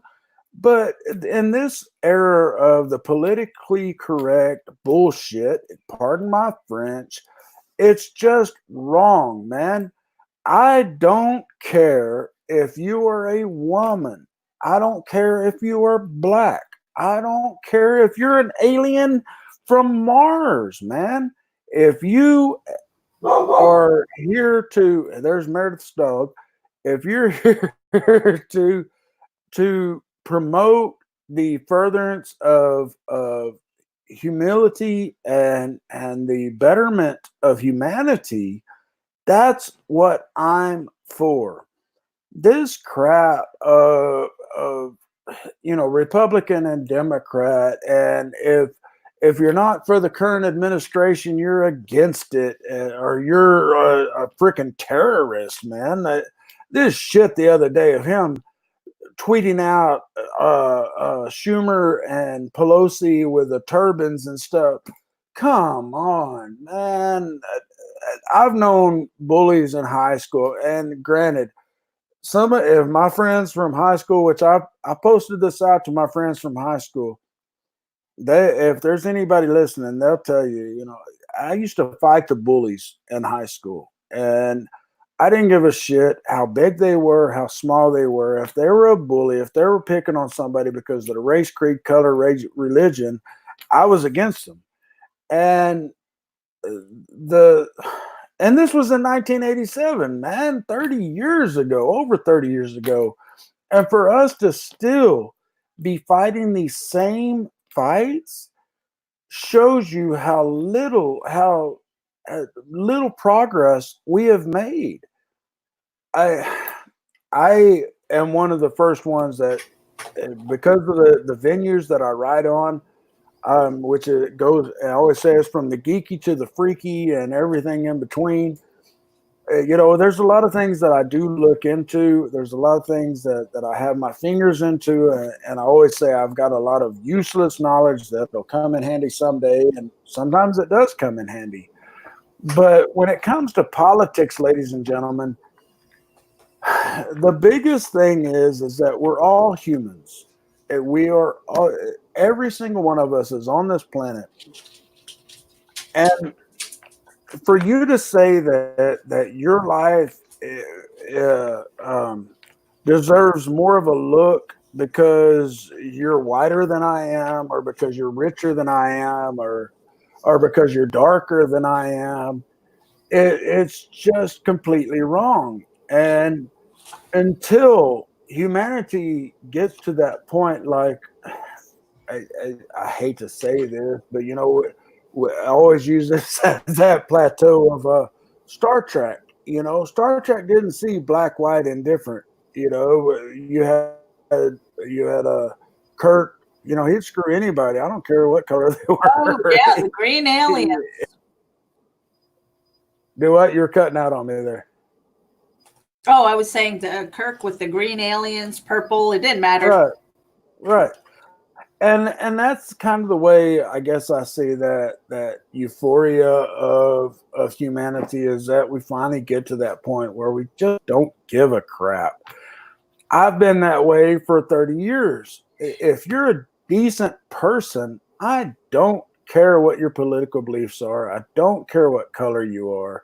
As long as you're a decent person and you treat people with humility. And unfortunately, that's not something we're seeing a lot of these days, whether it's from the current administration or from these people that are running.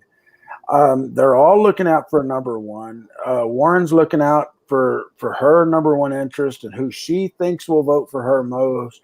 Biden is looking out for the socialist and who thinks he'll vote for him most. And it just goes on and on. And you have to, whether it's Meredith and myself sitting here dissecting what is being said on the debates, or we're just sitting here getting drunk while we're trying to listen to it. All of the above. All the above. You know, the whole thing is who is going to be better for humanity. Yeah. Man, I don't care what happened in Ukraine or what happened in Iran. Folks, I don't like Trump, but Trump was right in taking out Soleimani. Was it the right time? Probably not. Probably wasn't. But I'm going to just interject here because, you know, when you say it's not the right time, and we've had this discussion a couple of times, okay?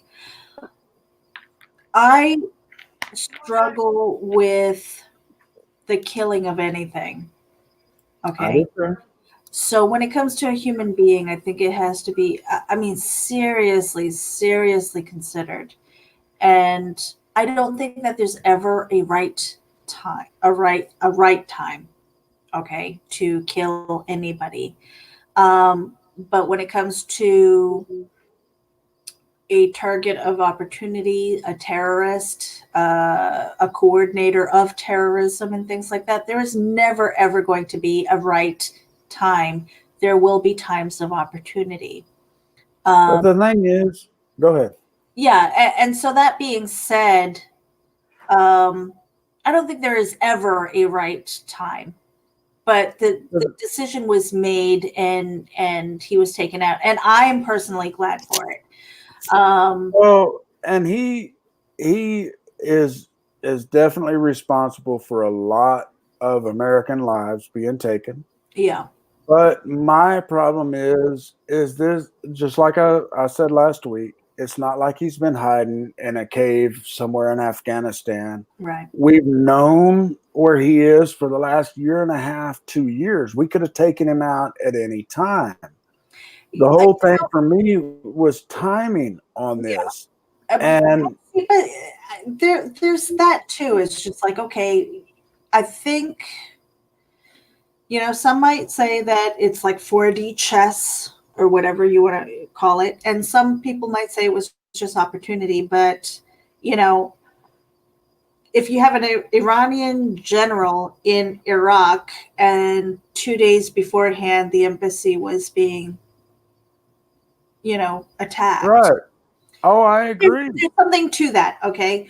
And I was I had a whole thing, but I kind of lost it. But I mean, again, it was just opportunity. It's not like somebody's going to say, oh, well, it's not like Trump is going to say, I've got an impeachment, happening here. I want to divert. Oh, let's go after Soleimani. That to me sounds ridiculous too.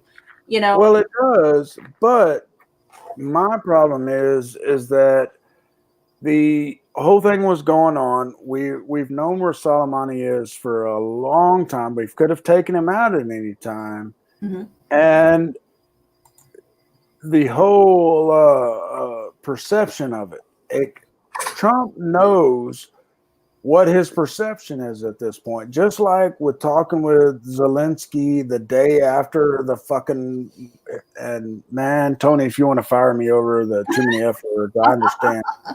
But I'm going to blame it on the whiskey. If, damn, I lost my train of thought. If you mentioned something about Zelensky.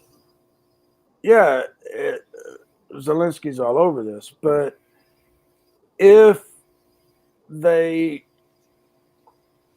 man, I could go so much into this, and I lost the train of thought that I was going on. But my problem is that Trump was probably right in saying, hey, Ukraine, y'all need to investigate this stuff. But if he would have stopped and said, hey, wait a minute, man, I'm just got done with this investigation with the whole Russian thing. I do think this needs investigated, but I want you to talk with my attorney general.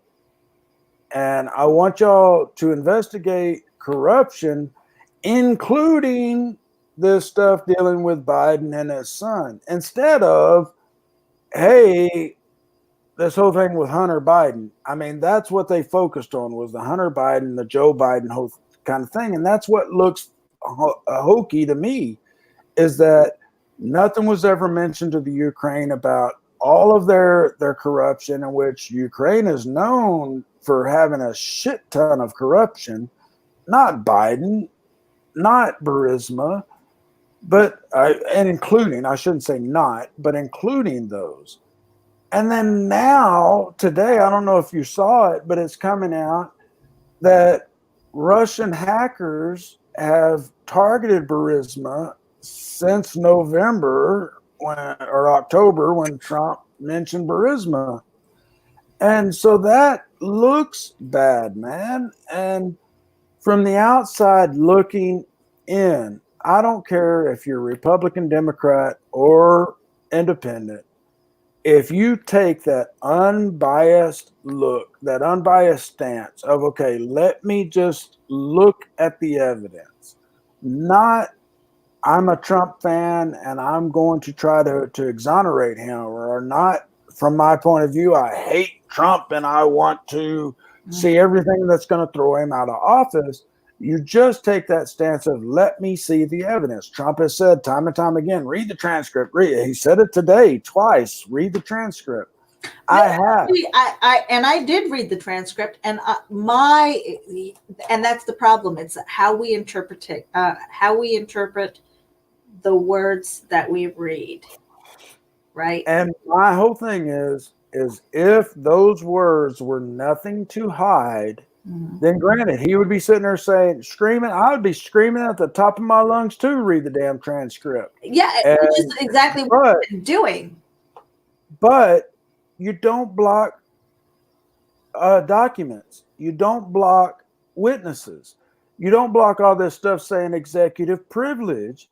But you sit there and open it up and say, I ain't done nothing wrong. Take a look at everything. I would push back on that because, and I'm not saying this as a Trumplican or anything like that, okay? I'm saying this from the perspective of all other former presidents. Everybody has had executive privilege.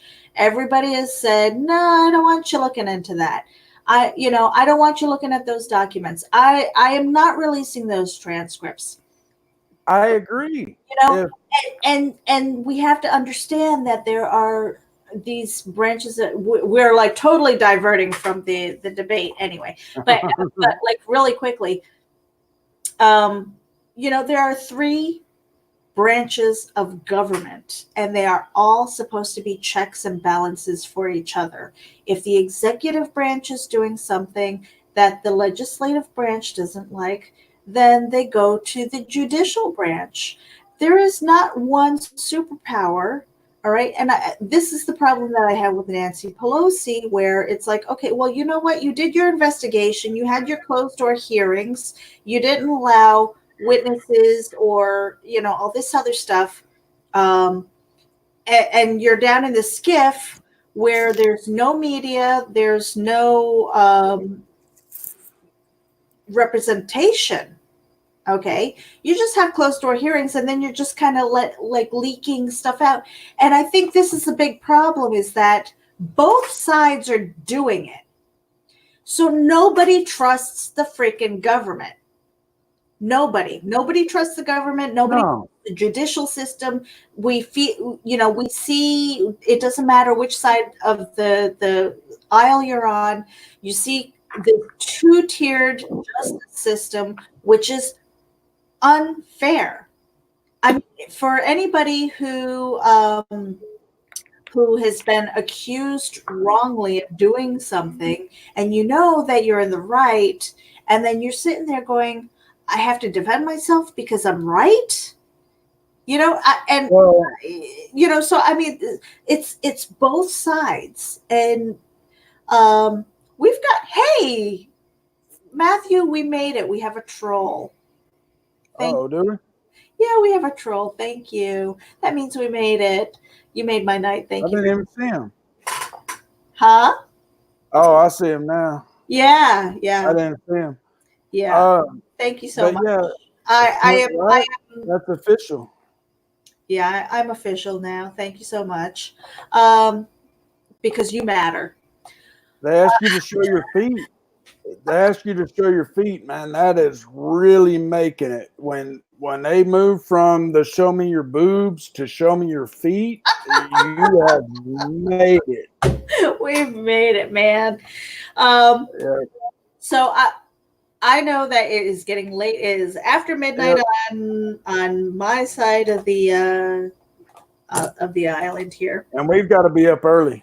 I still have work to do today. Yep. Was there any other bullet points that you could think of from the debate? I didn't take any notes, and I should have, but I was about three whiskeys into it. But I'm like trying to decipher them. Well, that's why I try to type the notes, especially as the drinking gets on. Yeah. Really and truly, I think it goes back to, I think it was Will that said it earlier in the chat, that nobody really stood out tonight. Nobody said anything that was going to just really push them ahead.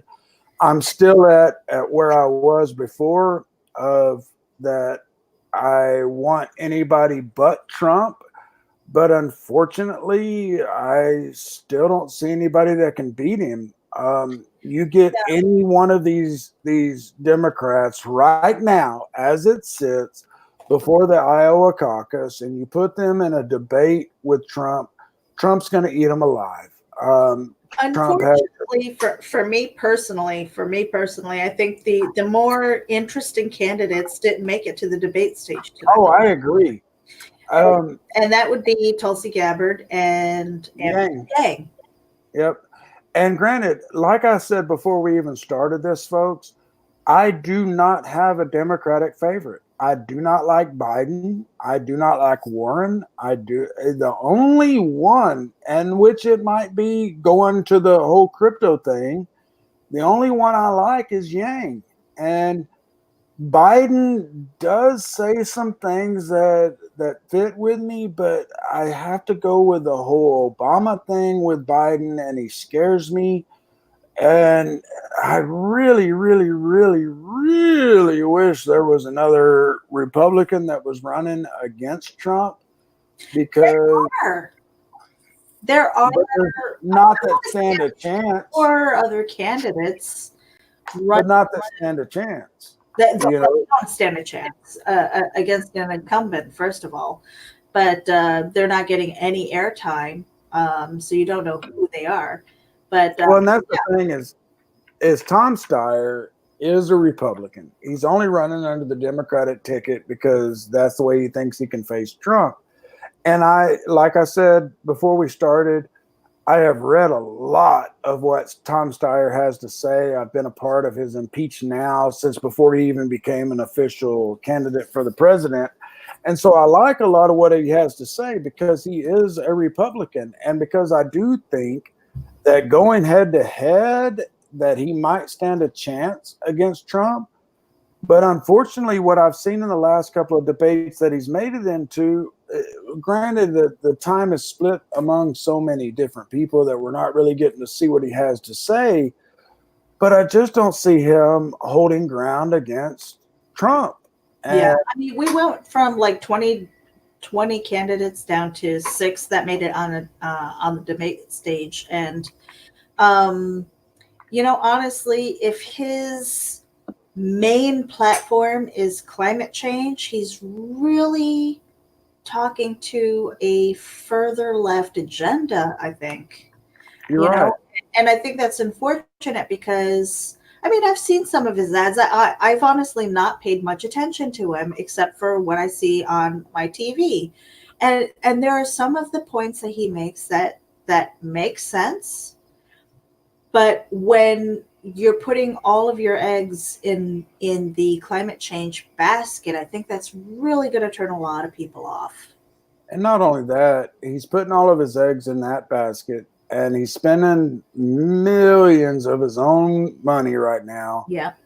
The only reason he was on the ticket tonight, folks, it's not because of what he raised. I mean, it is because that's the rules, but it's a matter of what he spent.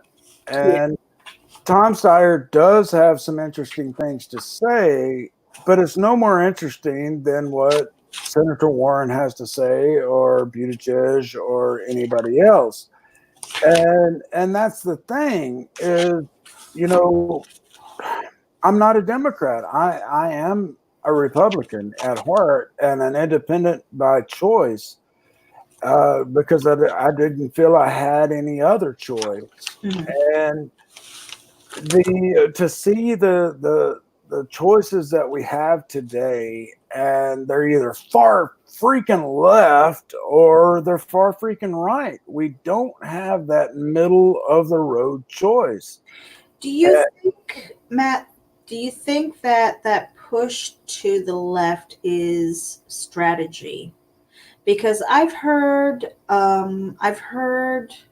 arguments saying that what they're trying to do is they're trying to scoop up all of the really left-leaning people, and then when it gets closer to the debate with the incumbent, that they'll move a little bit more center. I mean, do you think that will happen, or do you think that they've just gone left? I think they've just gone left, and that they're hoping to swoop up whatever young voters that they can. because they think that a lot of the young voters won't go for Trump no matter what, that they're going to vote blue no matter who, and which is probably true in a very lot of the cases. Unfortunately, I think one thing that they're going to find is just like the way I was in 2016. For the first time since I turned 18 years old in 1987, I didn't vote. And the only reason is because I always think back to the old Richard Pryor movie, and I forget the name of the movie, where he ran on the none of the above, vote for none of the above. And they ended up winning because everybody voted for none of the above. And that's the way I was in 2016. I didn't want Hillary and I didn't want Trump. And so I was like, if I don't vote, then I can say, well, I didn't vote for either one of them. And, and of course it wouldn't have mattered if I'd have voted for Hillary anyway, because, she won the popular vote, but lost the electoral.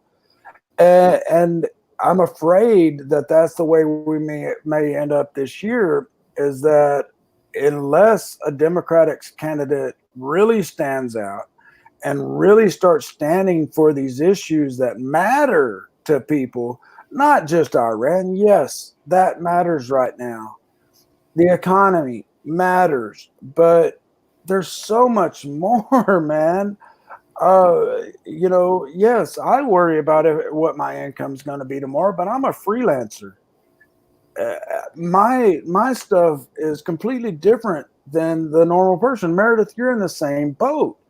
Our world is completely different now than what it was, 6 years ago when all of this was going on.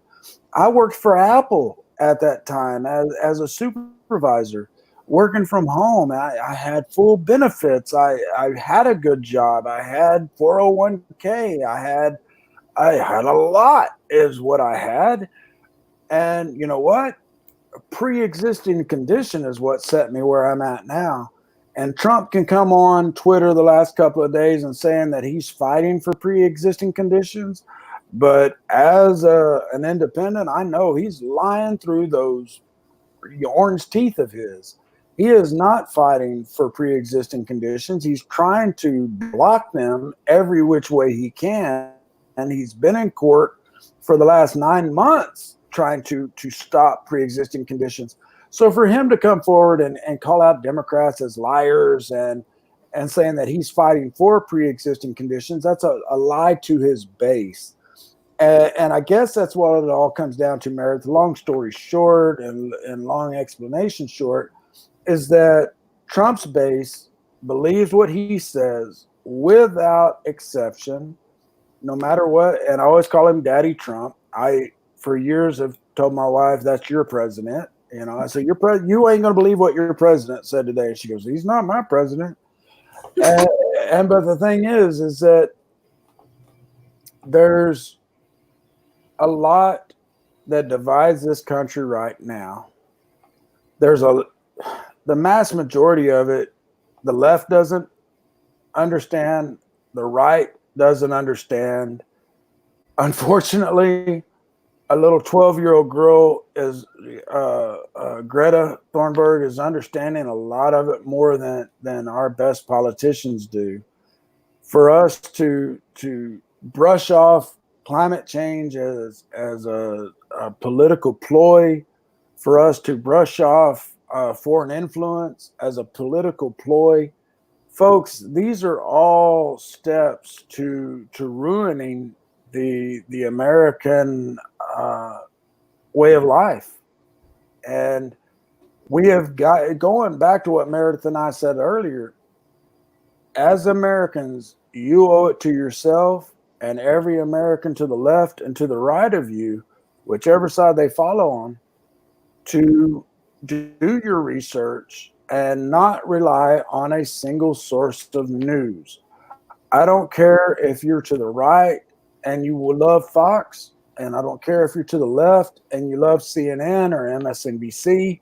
Do your research. Don't take your news from a single source. Ever. You, as an American, owe that to your family, to your what do you call them? Your the people that come after you, your ancestors, the people that you owe it to them to do your research. Don't put it all on Trump just because you like the way the economy's going, or don't put it all on Bernie because you think that you like what he's talking about for the future. Mm-hmm. You have to listen to everything. And if at the end of the day you think Trump is the best answer, by all means, man, I would kill or die for your right to vote for Trump. Mm-hmm. And I have. I went to the Marine Corps. And for these people, the Trump supporters, to say if you're not supporting Trump, then you're un-American, I got a big right there for you. Because, man, that is so wrong. It curdles my blood like 90-day-old milk to hear somebody say that just because you don't support the president that you are un-American. Oh, that boils my blood, because I may disagree with you, but if you support that president, by God, I would take a bullet for your right to support this president. And that's it. It's exactly that. It's do your due diligence, research the information that's out there. Like Matt said, do not rely on a single source of news, because a lot of the news now, okay, the news that I'm seeing today is not news, it's propaganda. And it doesn't matter if you're left or right. They're opinionated rather than factful. There's a big difference between the news that I see today and even what I saw 5-10 years ago. I come from Dow Jones Local Media Group. I worked for a daily newspaper for a long time, and we had a lot of liberal editors, and we had a lot of conservative writers and contributors and other workers and stuff like that. Here's the thing. If you don't do your own research and you're relying on the shills that you see on social media and the propaganda that you're seeing without actually digging deeper, and believe me, it's a rabbit hole. You need to look deeper and use your damn brain, figure out what it is that you believe in and which way you want to go. Don't be told what to think. Think for your damn self. Okay. Exactly. I think that's the point that we're trying to come out with. Whether you're a Trump supporter or Biden, Warren, it doesn't matter. It doesn't matter. Because in the long run, there isn't one candidate who's going to stand for everything you believe in. You have to find the one who hits your core beliefs and go with that, and look at their history and look at the merits and look at the paperwork that's out there. I mean, there are documents out there. If you, like Matt said earlier, read the transcript. Well, he has his interpretation and I have my interpretation, and we don't agree with the interpretation. We agree that the document exists, but our interpretation is different. But, when it comes to things like, reading the 302s that are out there, the FISA court applications, when you're using your own brain and you're looking at the facts that are out there, all right, this is the actual documentation, and you make your own interpretation, then you can lean more left and right and make the judgments by then. Then you have a leg to stand on. Then you can argue your case and say, I am doing this, I believe this because of, rather than turning around. This is the problem. And regurgitating. Run out of when you don't have something to debate on because you don't know what the hell you're talking about, then you fall into calling each other names. Exactly. Okay? That's exactly. And that comes from ignorance. That comes from saying, you know what, I don't know what this really stands for, but I'm going to call you an asshole because my social media says you're an asshole. And that's the thing, ladies and gentlemen, is like we talked about earlier, Meredith and I don't see eye to eye on this. But we've worked together for almost a year on this channel or on CTN. And so we've gotten to know each other. And so granted, she may be a Trump supporter, and me just outright, F Trump, find somebody better. But folks, this right here is exactly what America needs, is that the debate that has some brains behind it, not just the full out, I don't give a damn what you say. Right. Because like I've said, I agree with some of what Trump has done, with a lot of what Trump has done. And I may not agree with the methods that he's gotten there, but I agree with the results. Mm-hmm. But this right here, with somebody who is middle of the road, ready to dive either way, one way or the other. If you can persuade her one way or another, Meredith is ready to kind of lean that way.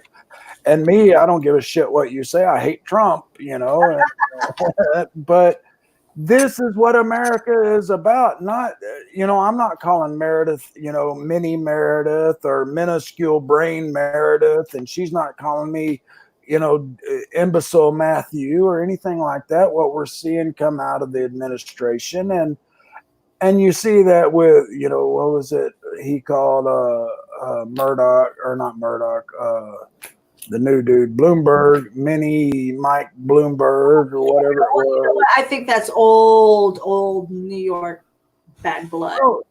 Oh, I do too, and Trump, and don't get me wrong, it's the name calling and stuff.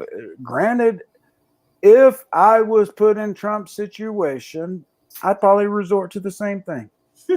No ifs, ands, or buts about it.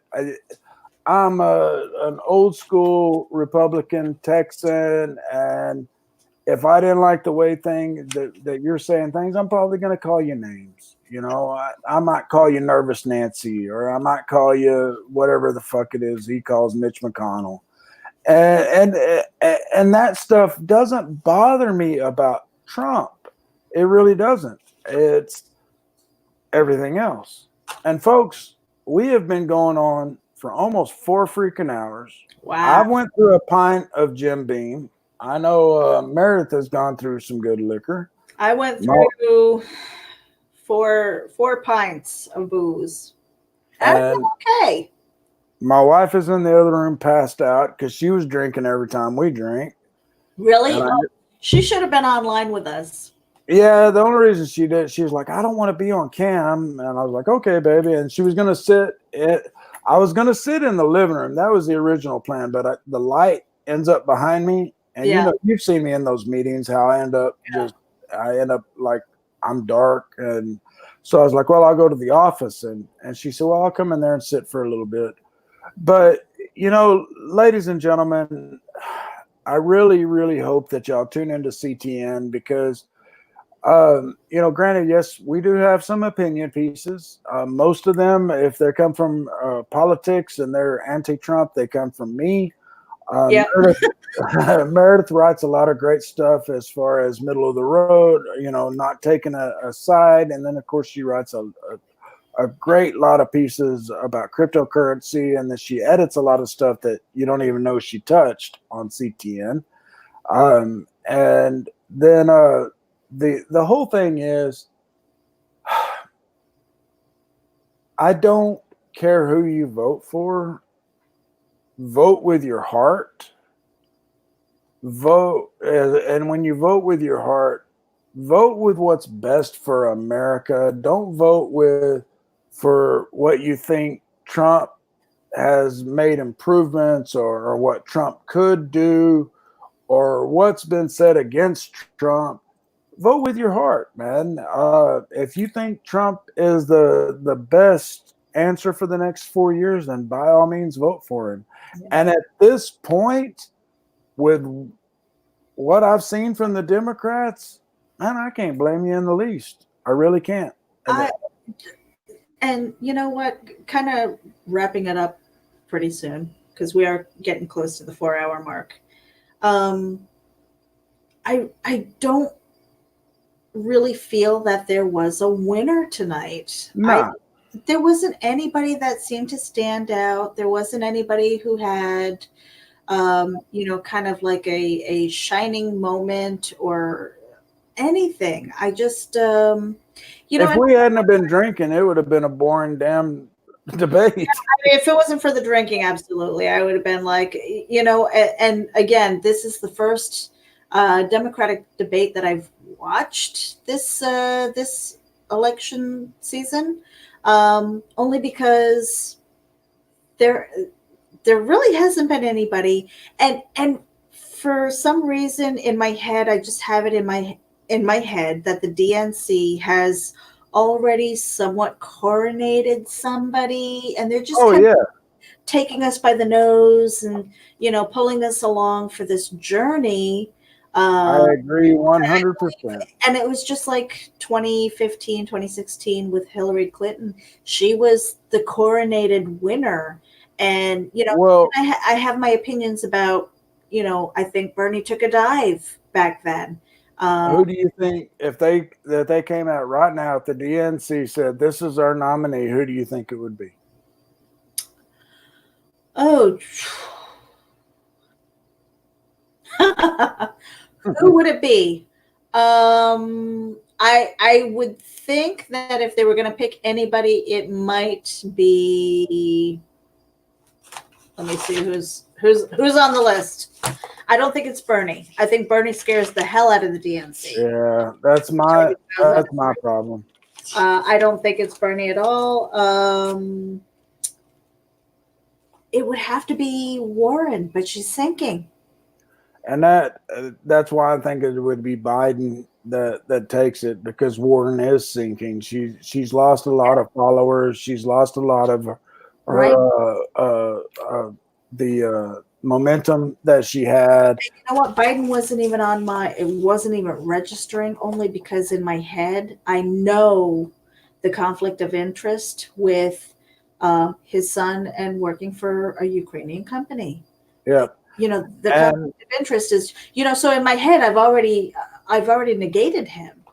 But that's the thing is, in the next, what's today, Tuesday or Wednesday-ish, I think before Thursday, we're going to hear a lot more come out about Burisma for two separate reasons. One, Lev Parsna or whatever, all the documents that his lawyer turned over, the House of Intelligence Committee got them today, and they shot him over as far as the Senate impeachment. And that's another thing. You were talking about timing before, like with General Soleimani being killed it's like, oh, the timing with for me, the timing of this is very shady. Oh, of course. So I'm going. But that's the whole thing with politics, man. Yeah, I mean, it's all timing. It's like cat and mouse, and it's really frustrating. Look back in 2016. You had the whole thing with the Hillary emails being announced at the most inopportune time, and several years before that, before the second Biden or Obama Biden election, you had the whole thing with Trump pushing the birther thing, and it's always something. It's always something. Yeah. And my whole point is that we've always had this. We've always had the tit for tat, the dirt being thrown out. This guy sucks, that guy sucks. This person's done this, that person's done that. And we've always had to take it with a grain of salt. It's just the way politics have always been. It's just that now it's a much dirtier game. We have the internet. Everybody's got everything at their fingertips, and then you've got people that are governments or entities that are throwing shit in out of left field and making the gullible believe it. And it was proven in 2016 how easy this shit is to make people believe. And that's my thing. That's because they don't want to do their own research. Exactly. Well, I mean, Meredith, just case in point, totally non-political. the other day, my hum article on the other site we work for, geekinsider.com. Everybody comes out. CNN comes out, MSNBC, USA Today. Everybody comes out saying that scientists have proven that the worldwide hum is solved. 2 hours worth of work is all I did on investigating that. And granted, I knew about the worldwide hum just as you did from years ago with news agencies and stuff. And so when I saw that headline of they solve, all worldwide, the whole thing, I was like, wait a minute. Yeah, I'm not on board with that. Yeah. And it took me all of 2 hours, and when I called it out and I was saying, look, this couldn't have been the cause of the worldwide hum because of X, Y, and Z, I got a lot of pushback. People going, look, you didn't go and look at areas where the hum could have happened and there wasn't earthquakes. A, that's not my job, but B, every place I looked at where I said, okay, there was the hum, let me go and see if there was an earthquake. There was an earthquake associated right around that time. Mm-hmm. And that is that due diligence. And a lot of these news sources are not doing that. They pick up something on the news wire and they go, oh, Trump said, screw all Mexicans. And they don't go and look for the source of it. They just reprint it and it goes out there. And everybody's called them on this. Everybody has called them on this for years. Well, it's like that game, like that telephone game, right? You remember that? Exactly. Yeah. Ellen does a killer version of it. I just saw the other day where they had to put in ear plugs and then put on big earphones so they can't hear. And so you're only reading lips. And that was a hilarious freaking version. Yeah. From, but that's exactly what we're dealing with when it comes to news. Yep, because it's lip service, and I'll even use myself as a point here. I read something tomorrow morning on CNN. I jump into CTN and I go, oh my God, did you hear that Andrew Yang said this? And then you take it and you change 2 words and it makes it completely effing different. It still means the same in your mind, but when you type it out, it means something completely different to the next person. And then when they type it out, it becomes something completely different, and so on and so forth.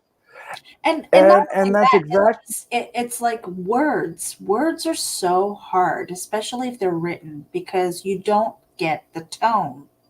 Oh yes, definitely. And so somebody who's being facetious, sarcastic or anything like that, you put those in words, and that doesn't translate. No, that's why you got to put that /s, after sarcastic, and JK, for just kidding, because it doesn't translate across text. Yeah. And that's one thing. People don't get that. No, and they don't. And people will take something sarcastic, something said in sarcasm, whether it's Trump or Buttigieg or Biden or whoever, something that's said and jest or said as meant as total just farce. And in text that comes across as, hey, I meant every freaking word of this. I don't like black people, or whatever. Yeah, this is gospel. So, right. Yeah. Exactly. And, the big thing to me, Meredith, is that I was born in 1969, grew up in the 70s, went to high school in the 80s, graduated in 87. And yes, we were promised not promised, but we thought we'd have flying cars by now, and we thought we'd have moon colonies and shit. And we thought we'd be living in this kind of Star Trek utopia by now. Yeah. And we're so far from that. We are closer to the 80s than we are the 2000s when you look at it that way than we ever were. And Matt, do you think that we are a disappointed generation? Oh, definitely. Definitely. I think we were promised things, whether it was straight up or inadvertently, through science fiction and Star Trek and stuff. we were kind of given that promise of what we would see by the time we hit the year 2000. Yeah. That we are, and it didn't happen. It didn't Right? happen. Yeah. Right. And yes, we are several steps closer to a lot of these things than we were back then. But, I thought we'd be a lot closer to racial harmony by now than we were back then. Because I am personally, but I don't know what the hell happened to the rest of the world. Exactly. My daughters are 30 and 29 now. I'm 51. I started early. My kids started early. I got grandkids, but my daughters, I grew up in a racist environment. I learned the N-word for Black people. That's how you referred to them. And I refused to let my children grow up in that type of environment. So I made those changes.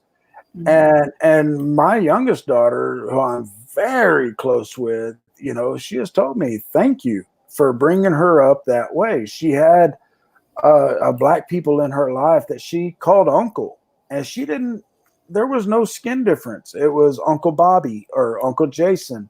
And because she just wasn't brought up that way. And I thought that's where we'd be at as a society by now. Yep. I think that's why a lot of us are very, very confused. Because, Meredith, I couldn't give two shits whether Trump is female, white, or Black. I don't care as long as they're decent people and they're doing what is best for humanity.